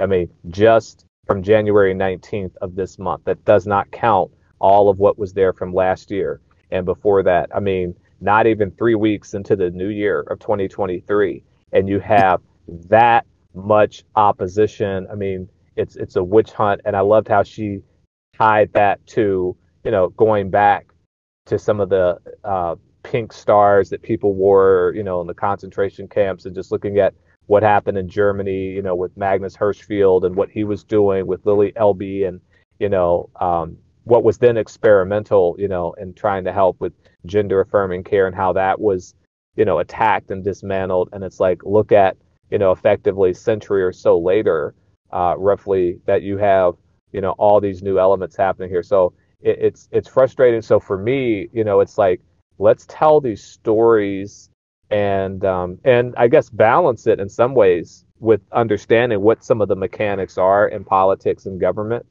Yeah. so that you can galvanize and mobilize it. So it's not just storytelling, but you can partner with others that are in the system to help Mm, to make it happen. So I'd say I'm motivated with that, but I'm also like really loving like the leggings and yeah. all those things that go with that. And so what is it for Yeah. you? It's similar. It feels good to get to be authentic, but Yeah. you mentioned these bills, and they unfortunately weigh heavy on my brain often, but Utah actually just became the first state to ban gender affirming transition for everybody under the age of Yeah. 26. Um, Yeah. I saw that. It's crazy. yeah, no, it's insane what we're seeing. And then you mentioned not Nazi Germany. Do you think that we're going to see more parallels? I'll just phrase it like that. You can take it whatever Okay. direction you like. We're going to see more parallels to Nazi Germany in the coming years. Like as we Oh see God. all these bills coming out. Like, well, yeah, what are your thoughts on that? Especially as somebody in academia, I'm sure you have a better. You're on a higher hill to like look out over everything than I am. Um, That makes sense. Well, yeah, I certainly hope not. But I think that's why 2024 is so important. Yeah. So depending on what happens there, I think would really determine it. I mean, if you get someone in office that makes don't say gay federal and other kinds of legislation like that and start rolling back on things. Yeah, I also think too that we're vulnerable because I do get upset that the Equality Act wasn't passed, because from my view it looked like there was a clear opportunity to make that happen, and it Yeah. just seemed to have been squandered. And then you really, in terms of like, I haven't heard really much anything else about it. I've talked with the state senator here in Ohio, and in Ohio, there's the Ohio Fairness Act, which is like a Hmm. state equivalent of that. And so that's like, a lot of us are trying to work to get that to happen. And one of the things the state senator, Nikki Antonio, told me, she said, even if the Equality Act passed or is going to pass in the future, you're still going to want to have at a state level something along the lines of a Fairness Act or whatever it is, just so you can maintain the continuity of services and to close any loopholes and things like that. So other states that have similar legislation like that, hopefully they're going to get that done. So at least you start seeing it at the state level, and then that can create some momentum and put new pressure, to get it done at a federal level. But yeah, without those kinds of, legislation, that kind of legislation in place, yeah, I think that's the crazy thing about it. There's all this progress on one hand for LGBTQ plus people, and then on the other hand, it's almost this perfect storm that's there that could really make things uh, definitely vulnerable. And yeah, you could start seeing some parallels there, to almost a century ago. It's nuts. It's like how did we get here? Yeah. How does that happen? But what is it Mark Twain said, that history doesn't necessarily repeat itself, but it does rhyme.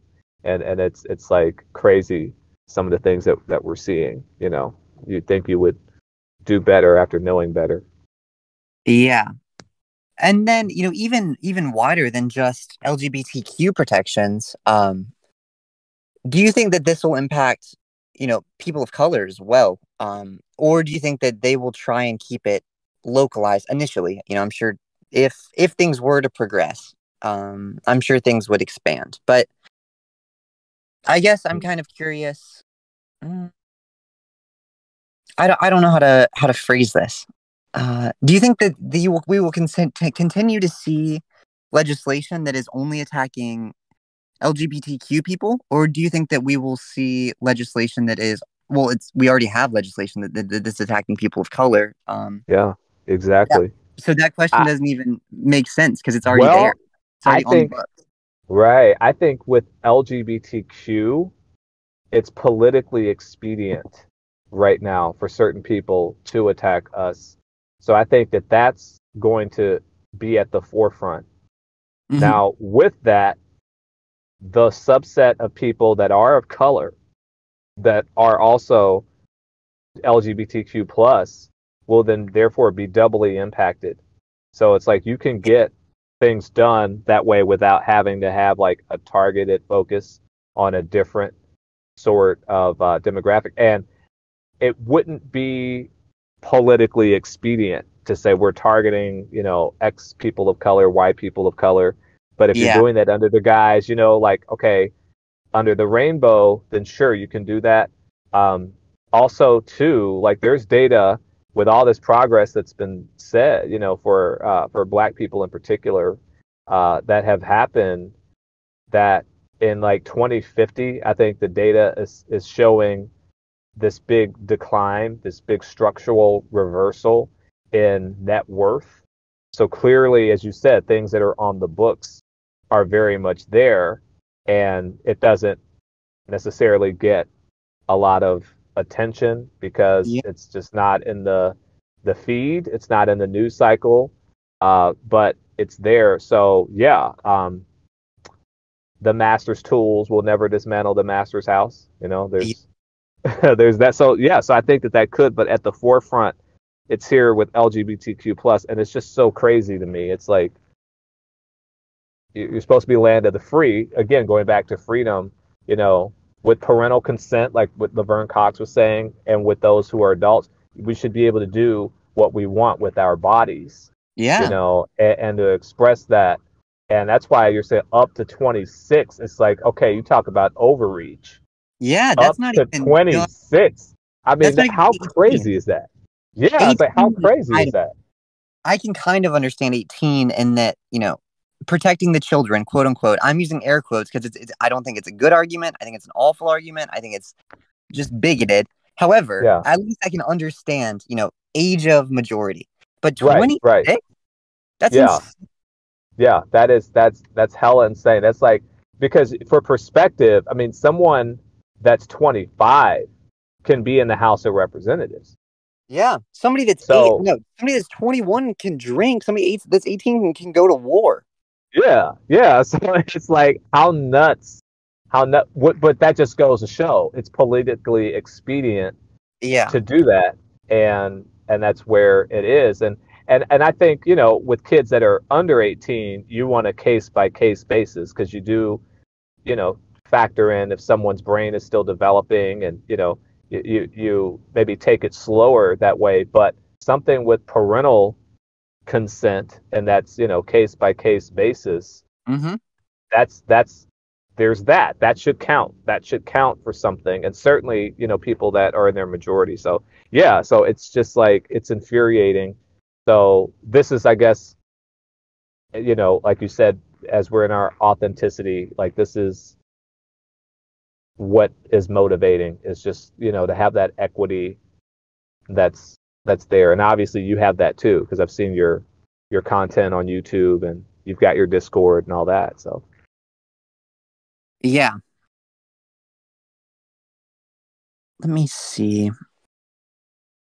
we've had a good conversation. I didn't even know it's gone on this long. I didn't even realize. Yeah.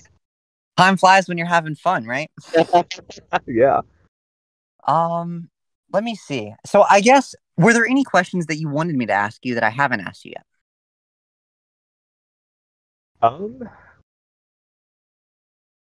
Let's see. I think we've done well, and it seems like, now I'm wondering if the book, if you felt like, because you said you're not as, like, well, it's not perhaps in your depth, to be in the world of race, let alone like transracial or looking at things racialized. I get that.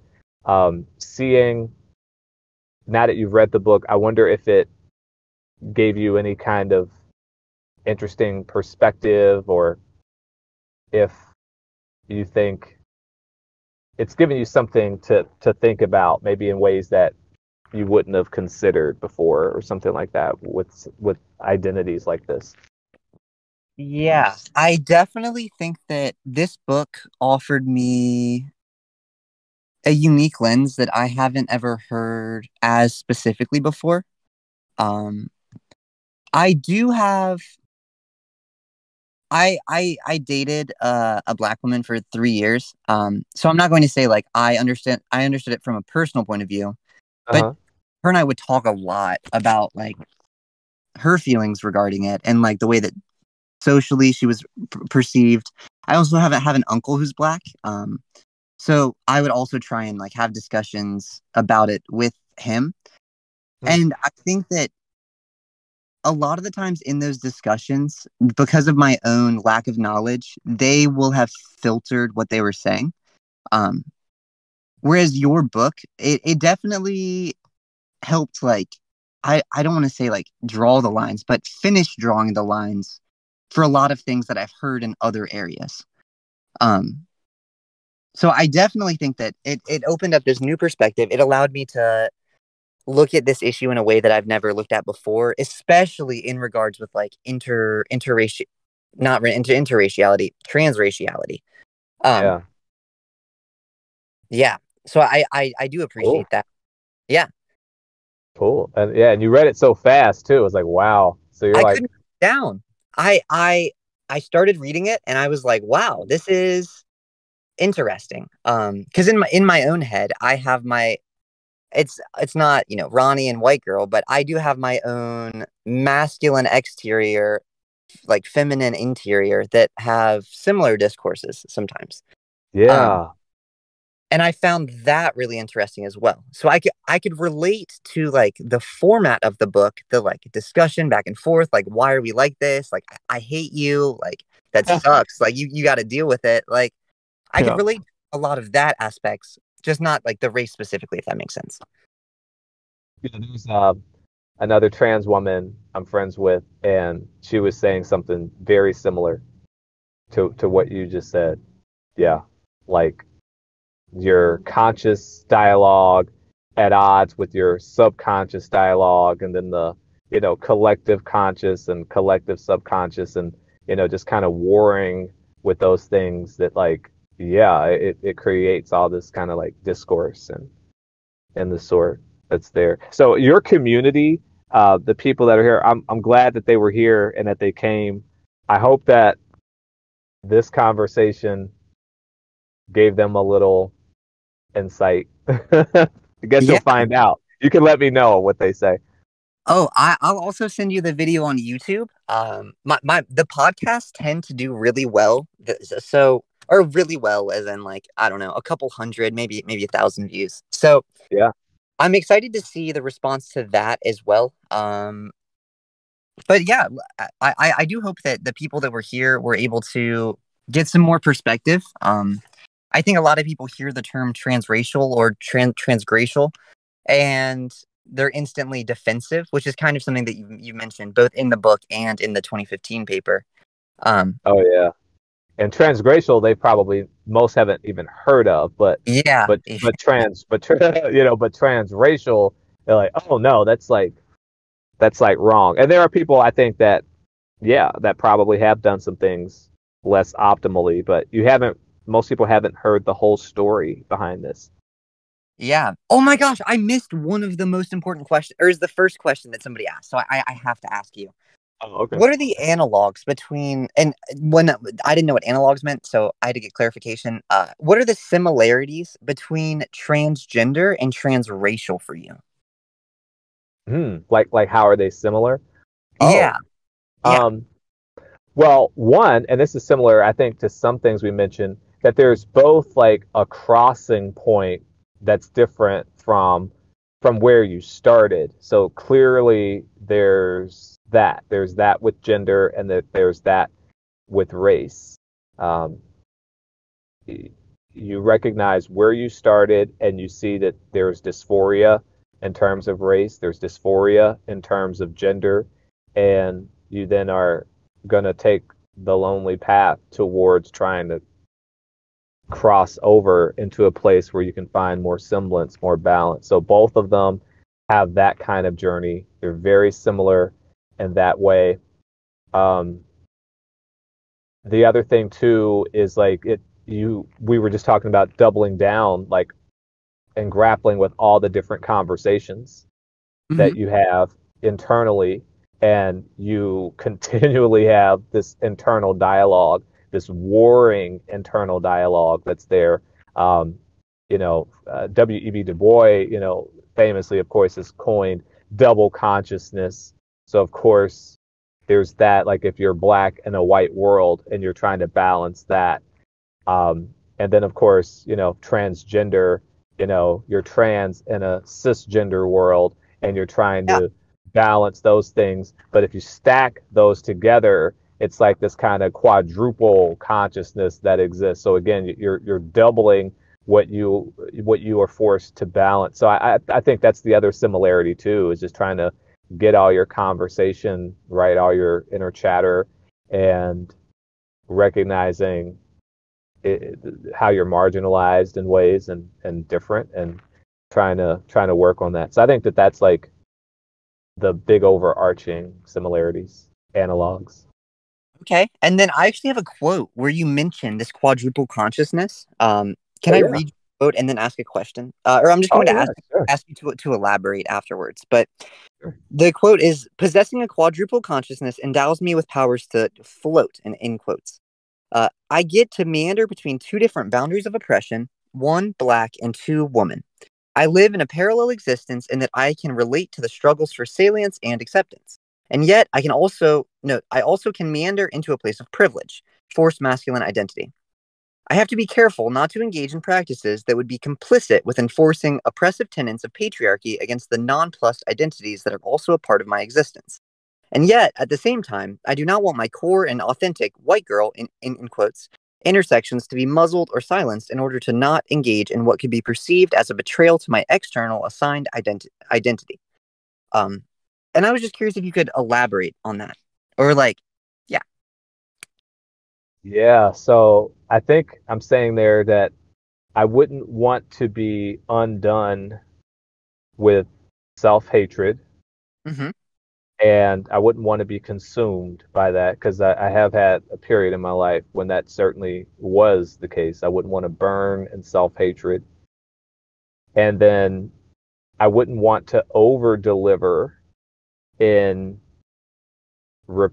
I guess, yeah, and like repressing the truth, because that's also happened as well too, where it's like I become this drone, and I've aborted what is core to my essence, core to my truth, and Mhm. therefore I'm just kind of going around as this drone, as a person that's gutted and that's soulless, and that's it's like so tough because it's like both are worthy, where I didn't always see having been born black and male as worthy. I saw that as a problem. I think it's worthy. It just isn't aligned with how I really see myself. But it's like, how can both coexist and be worthy, but not being veiled at the same time or being subjugated? You know, it's like both are worthy in their expression and Yeah. in their truth. And it's like, and that's the the tough part, because it's like if you are just 1/4 of an inch too much in either direction, you run the risk of like upending a lot of different things there. Yeah. Is it difficult for you to balance those? Oh, hell yeah. Well, obviously, but Yeah, I mean, definitely difficult. Um, because I'm like more cognizant, I have more language now. That's why transgracial was there, you know, because there's language, because there's like a evolving definition, because there's transparency, there's authenticity, there's advocacy, because I lead the LGBTQ plus club at the college where I teach. mhm. So it's like, and for so long, really, I've been very focused on other people and nurturing them in their development without really saying much about my story at all. And I've actually found that to be really good too, is just focus on other folks and prioritize other people. And you get to a point where you have to have your own cup to be full so that you can continue to do that. But effectively, yeah, I think that helps with the balancing act, is, you know, put the story out there, but then realize there's, again, like the work that we're talking about that needs to be done in the big scheme of things. Yes, this story is polarizing. This truth, your truth, our truths, you know, are polarizing. They're controversial. You know, still a little bit cutting edge in a way, and so there's that. But at the end of the day, it's a part of marginalization, and that requires a message and a way to like work for the equity. And so that helps too, to stay sane and to try to, you know, put some stories out there and work so that for future generations, you know, this is something that can be better. and and that's what I say to that. Although you had other generations doing that before us, and then it's like these reversals are coming. So it's like, what is going on? So Yeah. I guess that this just goes to show that this is ongoing. So yeah, make things better, you know, for the next generation, but also I guess to let them know too that the cause still goes on, even in 2040, 2050, 2060, whatever it is, but you'll just have new political calculus. So you'll have to work that and just pick up from where others have left off. Yeah. Well, hopefully you are able to, forward the discourse. How has the reception been to your book so far?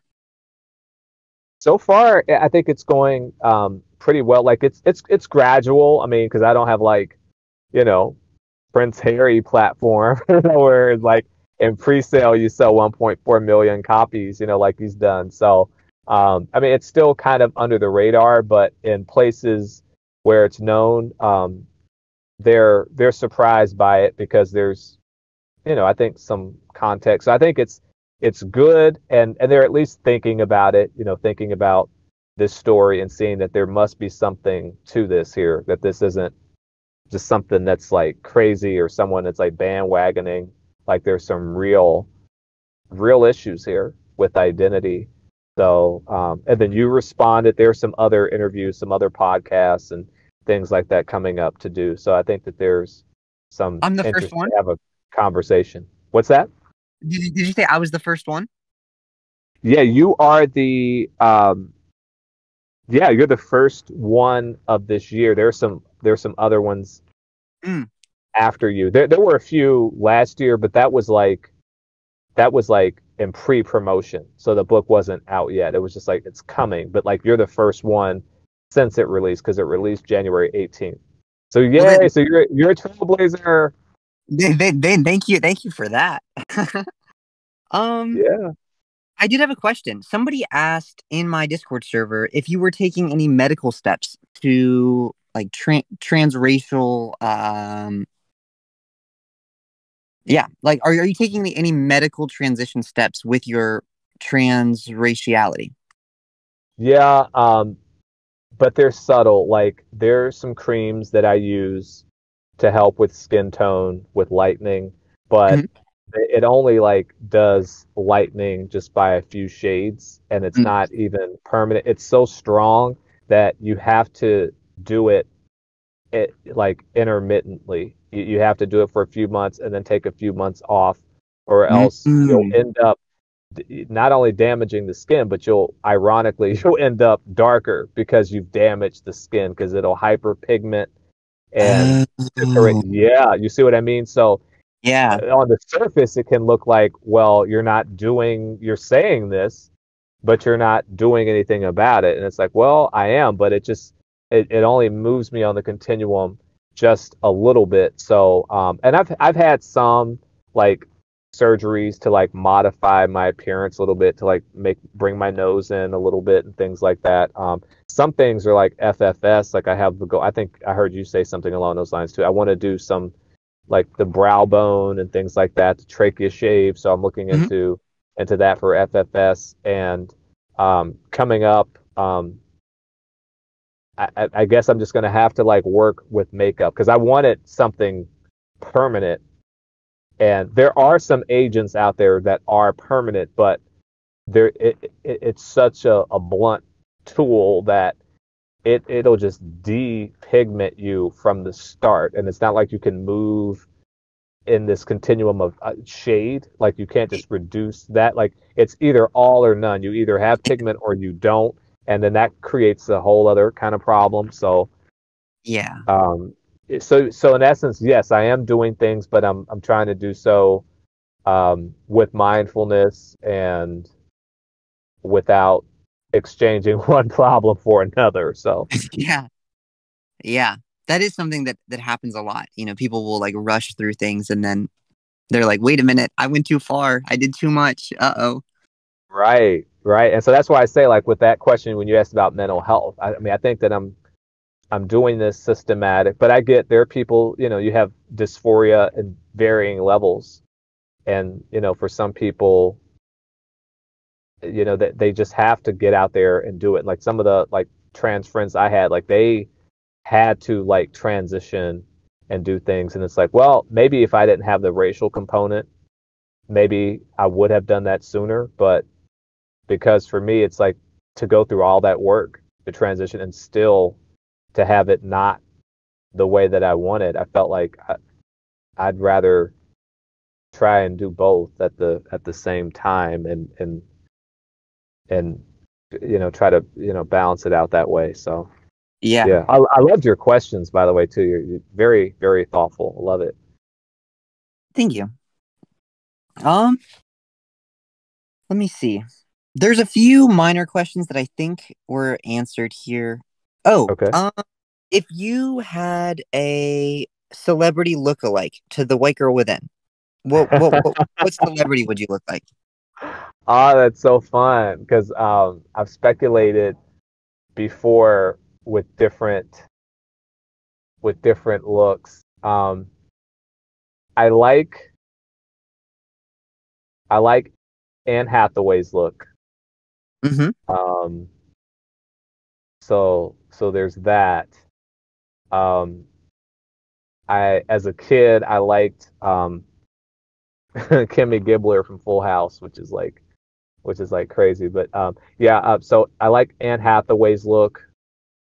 I'd say something probably like along those lines. Yeah. Cool. And then you also mentioned the Golden Girls. This wasn't a question that somebody asked, but I'm curious if you mentioned that it was one of your favorite shows. you really like looked at it often, and it was a recurring theme throughout the book. So I guess I'm curious. Do you, when you are of the age where you are maybe as old as them, I don't know if that question makes sense. It's making sense. Keep going. Do you think that some of the attachment to Golden Girls could be like a desire to be like a celebrity lookalike with one of them, or do you think it was for other reasons unrelated? Hmm. I'm thinking other reasons unrelated. As a kid, I was just drawn to it, and I knew I had a teacher that was like elderly, Uh-huh. and she was kind of like, wow, everyone wanted to know her age because she was elderly, and she of course seemed that much older because we were in elementary school. So it's like someone at the polar end of the life Yeah. continuum, in seasons. I'd say now, I think it's kind of a way, it's like kind of affirming that this is something that I can mature into. Mm. So it's not just for now, because I mean, I don't know if you've heard this, because like you're a young trans woman. Some are like, well, yeah, everyone wants to be the hot chick, or yeah, it's fun to be the hot chick, or it's easy. But what about there was someone, she was only like 29.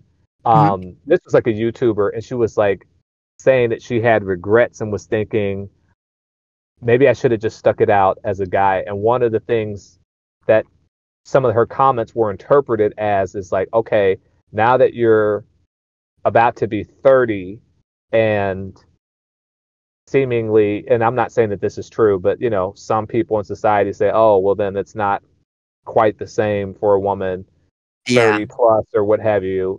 They talk about the wall, quote Yeah, unquote. exactly, the wall. Yeah, now that that is getting closer, okay, now you want to shift away from that or avoid that. So like, basically, I've heard things like that before, and I mean that's a whole other discussion like that. But for me, it's like these are women, these are archetypes that are like they are doing it. They're living their best Yeah. lives at the various seasons and doing that. And this is something, again, you can mature into and live. And since then, I mean, even them. I mean, you look at someone like Dolly Parton today, almost 80 years old, and it's just crazy how good she looks, or Martha Stewart, or um, these women that are like almost octogenarians. In some cases, they are like Martha Stewart, and just doing it. Like there was something about Martha Stewart. Oh, look at Martha's thirst trap, because it was showing her skin, and her skin is looking great. And not that we want to like reduce someone to the sum of their parts, but it's just like, okay, we can celebrate Martha Stewart, and all her various stages and ages. And I think that's kind of, I think, what it is for the Golden Girls and maturing in this. And yeah, I was going to ask you that too, because like the young, you're a young trans woman. Hmm. Do you see yourself maturing and being the 40-year-old trans woman, the 60-year-old trans, the 75-year-old trans, just being you, Yeah. being Kat. It's kind of tough for a lot. I kind of struggle to see myself in the future. I Mm, think it's getting easier as I come to accept myself, but for a long time, I just kind of thought that I wouldn't be alive in 5 years. Whatever time I am plus 5 years, wow. I'm not going to be alive then. Um, Yeah. so Interesting. now, yeah, I'm not sure. Hopefully, by the time I'm 40, I can have a robot body. Personally, I would like to transition out of my human body, but um, I think I would rather be an old woman than an old man for sure. Like I can't see I couldn't ever see myself growing old as a man before. Now I can't even like it's just not that's not really something that I desire. And there are negatives like socially of being an old woman, but Yeah. I think I'd rather deal with the negative things of being socially an old woman than the internal negative things of being an old man. Mm, sure. Wow. Interesting. Yeah, this is so rich. This is such a rich like conversation on identity. This was good. This was good. Thank you for opening up these discussions. I have one more question. One more question. So, Yeah. how long did you said until 3:30, right? I don't want to take your whole full availability. Oh, timeout. Somebody asked a question. I'll ask my question in a second. Okay. Does Ronnie look up to Black women at all? Oh, absolutely. And that's yeah, like starting with my mother for sure. And starting with literary figures. Giovanni, I met her actually. She's actually from the Cincinnati area.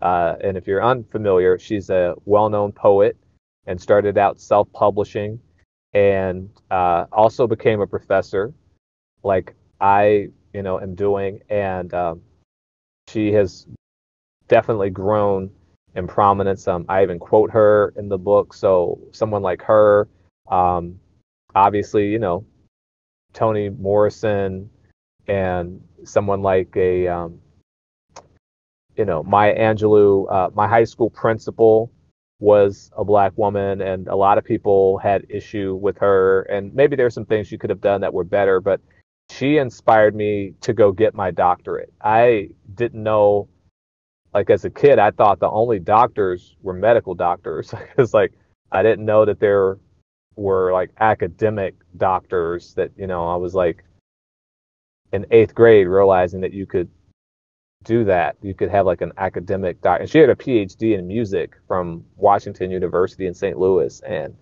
older woman, by the way, too. Another older woman. And so she was like a mystery. Everyone wanted to know her age. And so, yeah, so for sure, absolutely looking up to Black women and getting out of self-hatred in ways that I needed to, for sure. So I appreciate that question. And then just because I read the book and I don't think this person has yet, you talk in the book about your like mental struggle with like, why don't I just identify as a Black woman? Like, and like you mentioned this explicitly, like why don't I want to identify with a Black woman? And then you're like, well, I'm just not. Like that's why I don't. Yeah, And I guess I'm curious if you have any thoughts on that you want to say, like, to the world, I guess. yeah, because I think there's enough compromising that already has to be done when you're trans and you're in a cisgender world. Hmm. And there's already so much suppression, repression, oppression, as we've discussed, that's been done. And when you're burning with the truth and you know what that is and how you feel, but then you're like, well, no, I don't want to offend others or I want to start, kowtowing or what have you. So I'll just go with I'll just kind of just water it down a little bit. Then it's like going back into the whole loop, into the whole spiral of, trying to diminish and, trying to acquiesce, for other people. And so it's like, no, that's not what it is. If that was what it is, well, then I'd be exploring that. But it's like, no, if you're going to acknowledge the truth, go ahead and acknowledge it and do it. And it may be inconvenient in some ways, but it still is what it is. So, Yeah. yeah, it's just like, no, I don't want to keep playing with this notion of, partly doing it. And no, just go with it. Awesome. Thank you. Yeah. And I know One, you can relate to that too, just being tired of trying to like broker deals and compromise and partly do this and partly do that. And it's like at some point, it yeah. has to. At some point, you just Yeah. have to say no, no more compromising. Yeah. I am curious. In the book, I'm not sure if you were expressing fear or just kind of like thinking out loud. But you made a comment, and I think you used different words because I had to Google what the words meant. But it kind of broke down essentially to meaning like you were nervous that you would be seen as like turning your back on like Black academia, I think. And I guess I'm curious how the response has been from your Black peers or like other people that have read your book. Did they were your fears correct? And that they thought you were being controversial for the sake of being controversial, or did they, read this book and I don't know, like understand you more? Obviously, they read the book and understood you more thoroughly. But is my question coming across? I don't know if the question makes sense. I think it is. And even more than just academia, just Black people, period, Mm-hmm. is, I think, more of what I was intending to say. Mm-hmm. And so some of it remains to be seen, because the people thus far that have read it, I think, have skewed a little bit more towards sympathetic and curious. Mm-hmm.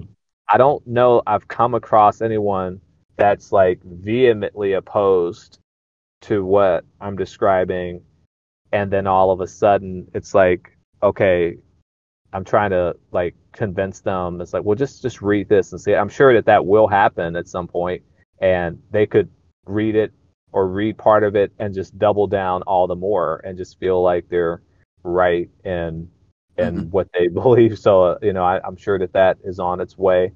So a lot remains to be seen, because I'm just now about to enter 2 weeks since it's debuted. So a lot remains to be seen. But I would think if they have caught this interview or just some of the others, and if they were to read the whole book, I think they'll see that there is like an appreciation for people, period, and certainly for the Black experience, and which is in part why there's been, again, some of the conflict in the dialogue, because there is this complicated history here, with erasure and with, subjugating and, again, self-hatred and having like a mutilated consciousness and things like that. And it's like, no, I'm not attempting to do white supremacy bidding and do this, and no, that this is just what it is. So I think it remains to be seen here. So I'm curious to hear reactions. Yeah, me as well. And then, okay, I know I keep saying last question, but this one is the actual last one that I can think of. So, Okay. if this one spawns any others, I can't promise it won't. But barring that, this is my last question. Okay. At the end of the book, in the 4th section, you include a ton of questions, both for individuals to reflect on their own life experience and like their own identity. I think there's 2 sections of that, and then 1 section of like academia questions, and then you have another section of questions. I don't remember what the last section was, but I guess I'm curious. Was the book only to share your own experiences, or did you have any other, like, I don't want to say any other motivations to make it seem like, this is just a scheme, but like, you include the questions at the end for a reason. And I guess I'm curious, like, you're in academia, so maybe it was just normal for you to include questions, but like, what was what's the meta around the book? I guess I want to step out of the book, like you writing the book. So that's the question about you writing the book, not about the book itself. Does that make sense? Oh, Yeah, I think so. So you want to know why put those questions in there? yeah. Or Yeah. if there's So, specific like intention when you did it, or if it was just like naturally. I I see. don't make any sense. I think a part of it was I read, and this was a book that was basically unrelated to my story, but it did feature a trans character.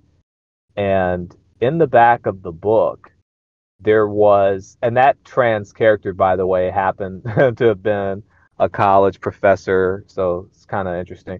And in the back of the book, there were like basically some questions, and it was kind of playing on the fact that the trans character was a professor. So it was like structured as a mini syllabus and things along those lines. So I think some of that influenced me, just stylistically and substantively as well.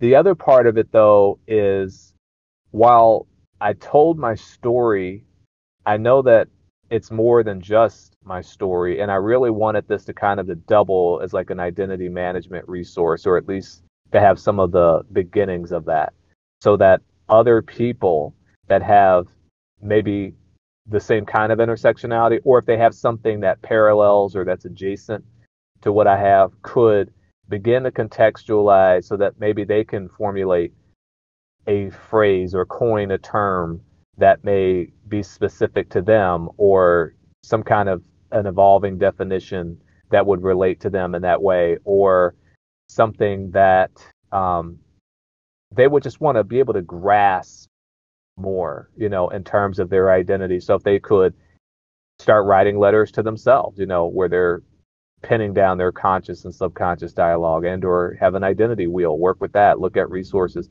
So it was a way to like have it more than just a story, but to begin the work of like having some actionable steps, or something where you could just like grasp what's happened here and make it more personal.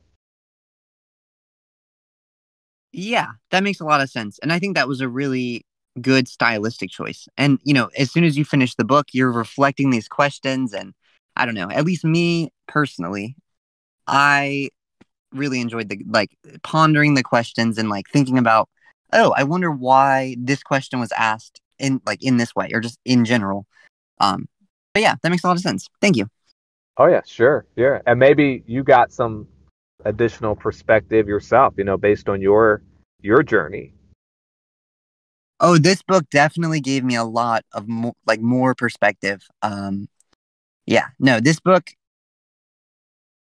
that's why I couldn't put it down. I told you, I could not put the book down. I think it took me 36 hours, but I finished it in one go. It was fast, yeah. Yeah. Okay, I don't think I have any other questions. Are there any other questions from either of the people that are in this, or did you have any questions that you wanted to answer, didn't get to yet, or like, I don't know, anything you want to say, closing thoughts, closing remarks, anything? Oh, basically, no pressure. no. This I really enjoyed this, and this is my first like interview on Discord, so that's cool. So you broke my Discord egg, so I like that. Um, and I like the interest, and I like that people were honest. I mean, like they have their view, and even after this message, they still may not feel like anything has shifted in them, or their opinion has changed any. Like they're just like, against this, not necessarily, you know, uh, transphobic in this way, but just they just have a different philosophy and view, and I can respect that. But I do appreciate that there are people that are open to wanting to hear this and to look at themselves. And at the end of the day, I guess the thing is this: whether if we want to or not, we have a lot of diversity around us, and the consensus is for us to work to embrace that diversity, or at the very least to work with it. And so, I think that that's valid and that's true, and that's a rallying cry that you hear a lot. But what about this, which I think is a lot less? And that's starting off with embracing the diversity that lives inside of you. So, I say embrace the diversity living inside of us in order to embrace the diversity that lives outside of us. And maybe that's where some sticking points still exist. I think some things are better, but I think a lot of us may have truths or narratives about us that could be very different from what we appear to be. We can be a lot of us can be the opposite of everything in a lot of ways. And maybe you need to own up to that, and you don't. And it's like, if you're not fully willing to do that with yourself, then it's probably more challenging to be able to do that with someone else, and then you can, unintentionally perpetuate certain aspects of discrimination. So Yeah. at the very least, I think that that's something to take away. For sure. It kind of reminds me of how earlier you said that you were helping other people, externally you were helping people, but Yeah. like you still had to come to terms. You had to fill your own cup before you could not finish helping other people, but there was a level where you tapped out. You had to fill your own cup before you were able to go past that level with other people. And maybe that's a similar thing. You mentioned everybody focuses on accepting diversity externally, but Yeah. then they don't look at themselves and actually think about, who am I? Especially, I don't want to say especially cis people, but people that may have not been pushed into a position where they're forced to reckon with their identity might end up, like you said, perpetuating a lot of those things without realizing it. Without, yeah, exactly. And that's not even the intent. You're not even thinking about it, but that's the whole point. Yeah. You You know, need to be is that yeah, is that you're not thinking about it, and being able to do so too in a way that isn't antagonizing either. Because I mean, a lot of people, your eyes can roll, and it's like, okay, you're trying to put everyone through charm school, you're trying to put everyone through this sensitivity training, and yeah. all these things that are controversial right now. And it's not like trying to force someone, but it's just like being aware of the sensibilities of others, Yeah. and what's needed, you know, if nothing else at a fundamental level, to keep society working, to keep doing your business transactions, to keep the educational process flowing, to keep the medical things flowing. Some of the things we talked about that are like, should inherently be, a part of humanity, the for the good of humanity, like some of the basics to keep interdynamics flowing. Mm-hmm. This is, I think, belying a lot of that. Yeah. Okay. I know I said no more questions, but I do actually have one more. And this one might get cut out depending on if it's too controversial. But earlier, somebody they put in quotes, which leads me to believe that they are memeing. But they said, "I identify as a 13-year-old." And like playing on like, oh, age is a social construct. Yeah. I guess I would just be curious how you would respond to somebody like that, or saying like, "I identify as an Apache attack helicopter." Everybody's heard that one, like Right. things like that. Yeah. Well, you know what? I mean, a part of me says, all right, let's explore it. If that's your real truth, then let's do the due diligence with that, and the way that we're doing the due diligence in this discussion, where Mm-hmm. you have your breadth, your depth, your story, your research, your background, your justifications, all the nuances to it, put it out there and try to work it through the varying mechanics that we have, the social and cultural mechanics, to try to learn more about it, and if you're really that, then you would likely do that without fail. But most of the time what's happening is, yeah, people, they're saying that out of spite, they're saying that out of malice, because they're disregarding our truth. And I get it. You don't have to accept what we're saying, but you create these facile responses or arguments that is not necessarily a parallel or even on the same continuum of what I'm talking about. Yeah. And then you're trying to pass that off as if it is, when it isn't. Because again, this isn't something that's inanimate like the helicopter. Yeah. And in terms of age, and there are some things that are in that, especially people who are neurodivergent, or that may have varying levels of functioning capability, or someone has had something traumatic that's happened, or some people may have something neuro degenerative, and I don't know, perhaps there's something in that, or someone's diagnosed with something, and that it involves age. I mean, that's a whole other different sort of thing to explore. But Yeah.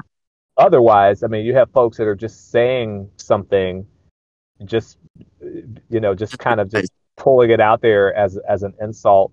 It's like, well, you're not getting it. You're just pulling something out from random, and not only are you trying to do a disservice to what we're speaking about here, but you're almost undercutting other kinds of phenomena, that really could be there, but Yeah. has to be studied yet. So it's just like, you might just be a part of the problem, if you're not willing to want to do more about exploring.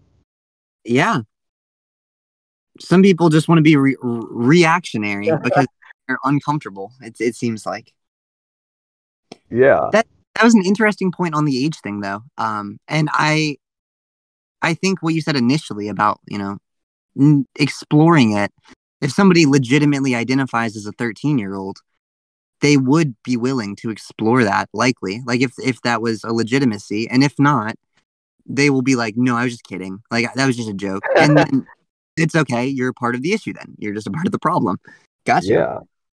Yeah. So thank you for elaborating on that. I think I am going to leave it in. Thank you. Oh, cool. Yeah. Awesome. I don't have any other questions, and I know you said you had to go at like 3:30. I don't wanna hold you forever. Yeah. Yeah, this has been, definitely a good conversation. Definitely. Thank you so much. I will get this uploaded sometime in the next couple of days, and Okay. I'll send it to you. Would you prefer I email it to you or Discord? Do you use Discord a lot, or are you not a heavy Discord user? Do you use the I'm internet? kind of, yeah. So, I mean, whichever you want, because like, I like with Discord, like I have certain channels and I just like see what they say and I get it. So, I mean, it's up to you. Yeah. Either one probably is fine. Okay. I will go ahead and email you that. Okay. Actually, if you do have time for 1 to 2 more questions, I'm so Sure. sorry, but they Oh, asked yeah. them and I didn't answer them. One of them is about like your social life. They asked like, what does your social life look like? Like, are you working all the time? Are you, do you have a lot of friends? Do you not have a lot of friends? Are you on the internet a lot? Do you socialize over the internet? Do you socialize off the internet? Um, I don't know if they were like leading questions, and that's why I saved them for the very end. So I can't lead you into anything, but I am Yeah. kind of curious, like what your social life looks like. Yeah. Cool. Let's see. Yeah, well, lately, I mean, I've been busier because of all these projects. So it's kind of Yeah. like, all right, let's get these projects done. But and I do like the internet, I like YouTube a lot. I like yeah, definitely like YouTube a lot. And I like to like get my feed of like news stories and things along those lines. And every once in a while, yeah, we'll meet up with some friends and just go out. I like to travel. Haven't been traveling as much as I would like to, because of this pandemic. Well, the pandemic's basically over, but that like got in the way for a while. But yeah, I like to travel far and wide, like go abroad, things like that. I like the arts, theater, acting, that kind of stuff like that. So, but lately it's been like a lot of work. So, but yeah, so it'll be fun to get some more fun in there. Yeah. And I remember an episode you did on your YouTube when you're like, okay, so this is a shorter one because I do want to have a Friday evening. I don't know if you remember that one or not, but like I Yeah. know the feeling. I know what you mean by that. Yeah. When you mention all of the projects, is it mainly the book, or do you have other things going on as well? Oh, yeah, there's some other, because the book is now published. There's like some other things I'm writing, so a few more things that are in the pipeline Mm, to publish. I want to do like what you're doing, like have a YouTube channel. yeah. Um, I want to do that. And there's like, it'd be cool to act. It'd be cool to do some more acting and things like that again, like performance wise. So, Mhm. you know, um, yeah. So those are some of the things that are there. But yeah, but fun is good too. You have to have that. So it's like I want to No, like go out I and would be do some I would things. be excited to see your YouTube channel.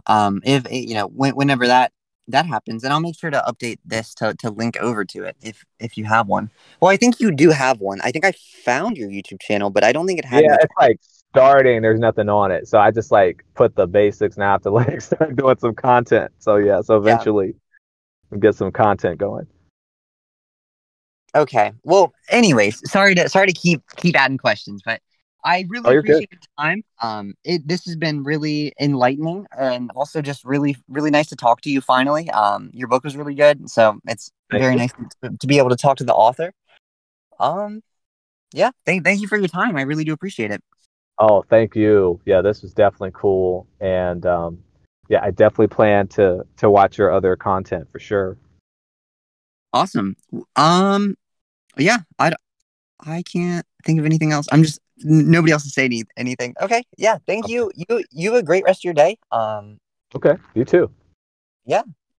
Good luck on the rest of your book launch, by the way. I hope that, like you said, it's only been 2 weeks, so I hope that the next, I don't know what you look for in a book deal. 90 days, first 6 months. I'm not really sure, but I hope your first period is what you're looking for. I don't know the right words to use, but Oh yeah. And this with this being the debut, just I mean, I just hope it, people see it, and I think they will. It might take a little longer because I'm like new, like a debut author, but I think that's fine. I That's think the fine. topic will be grabby enough. Well, okay, if you have time, I would like to ask what you think about transmaxing, because I imagine the media might try and run with transracial identity in a similar way as they're doing. Well, maybe not quite the same, but like it's the media, so you're gonna get picked up Yeah. by people that don't really like you, uh, generally. And I guess I'm curious. Mm,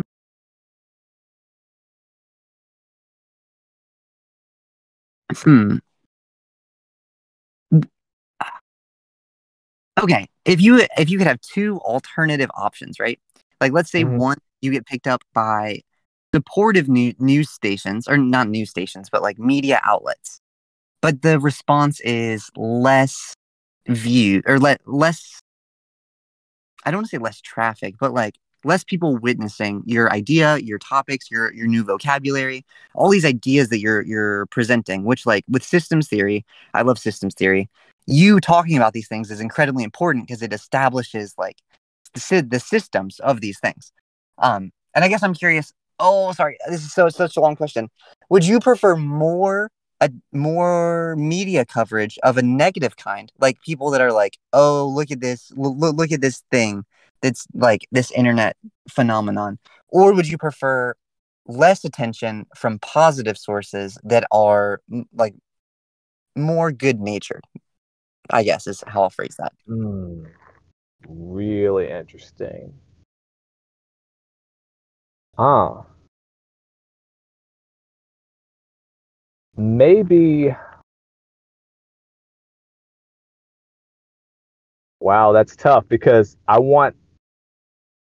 think I want a discussion for sure, and I want it Mhm. to have impact. And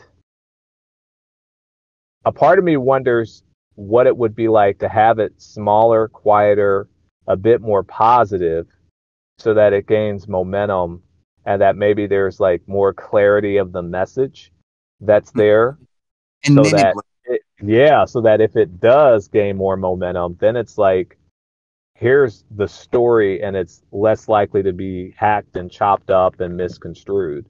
yeah, And then you can kind of go with it that way. Because otherwise, if it's already negative and it's like widely distributed, it's just too easy to go ahead and to reinforce what a lot yeah, of people already think about it to begin with without any other kind of exploration.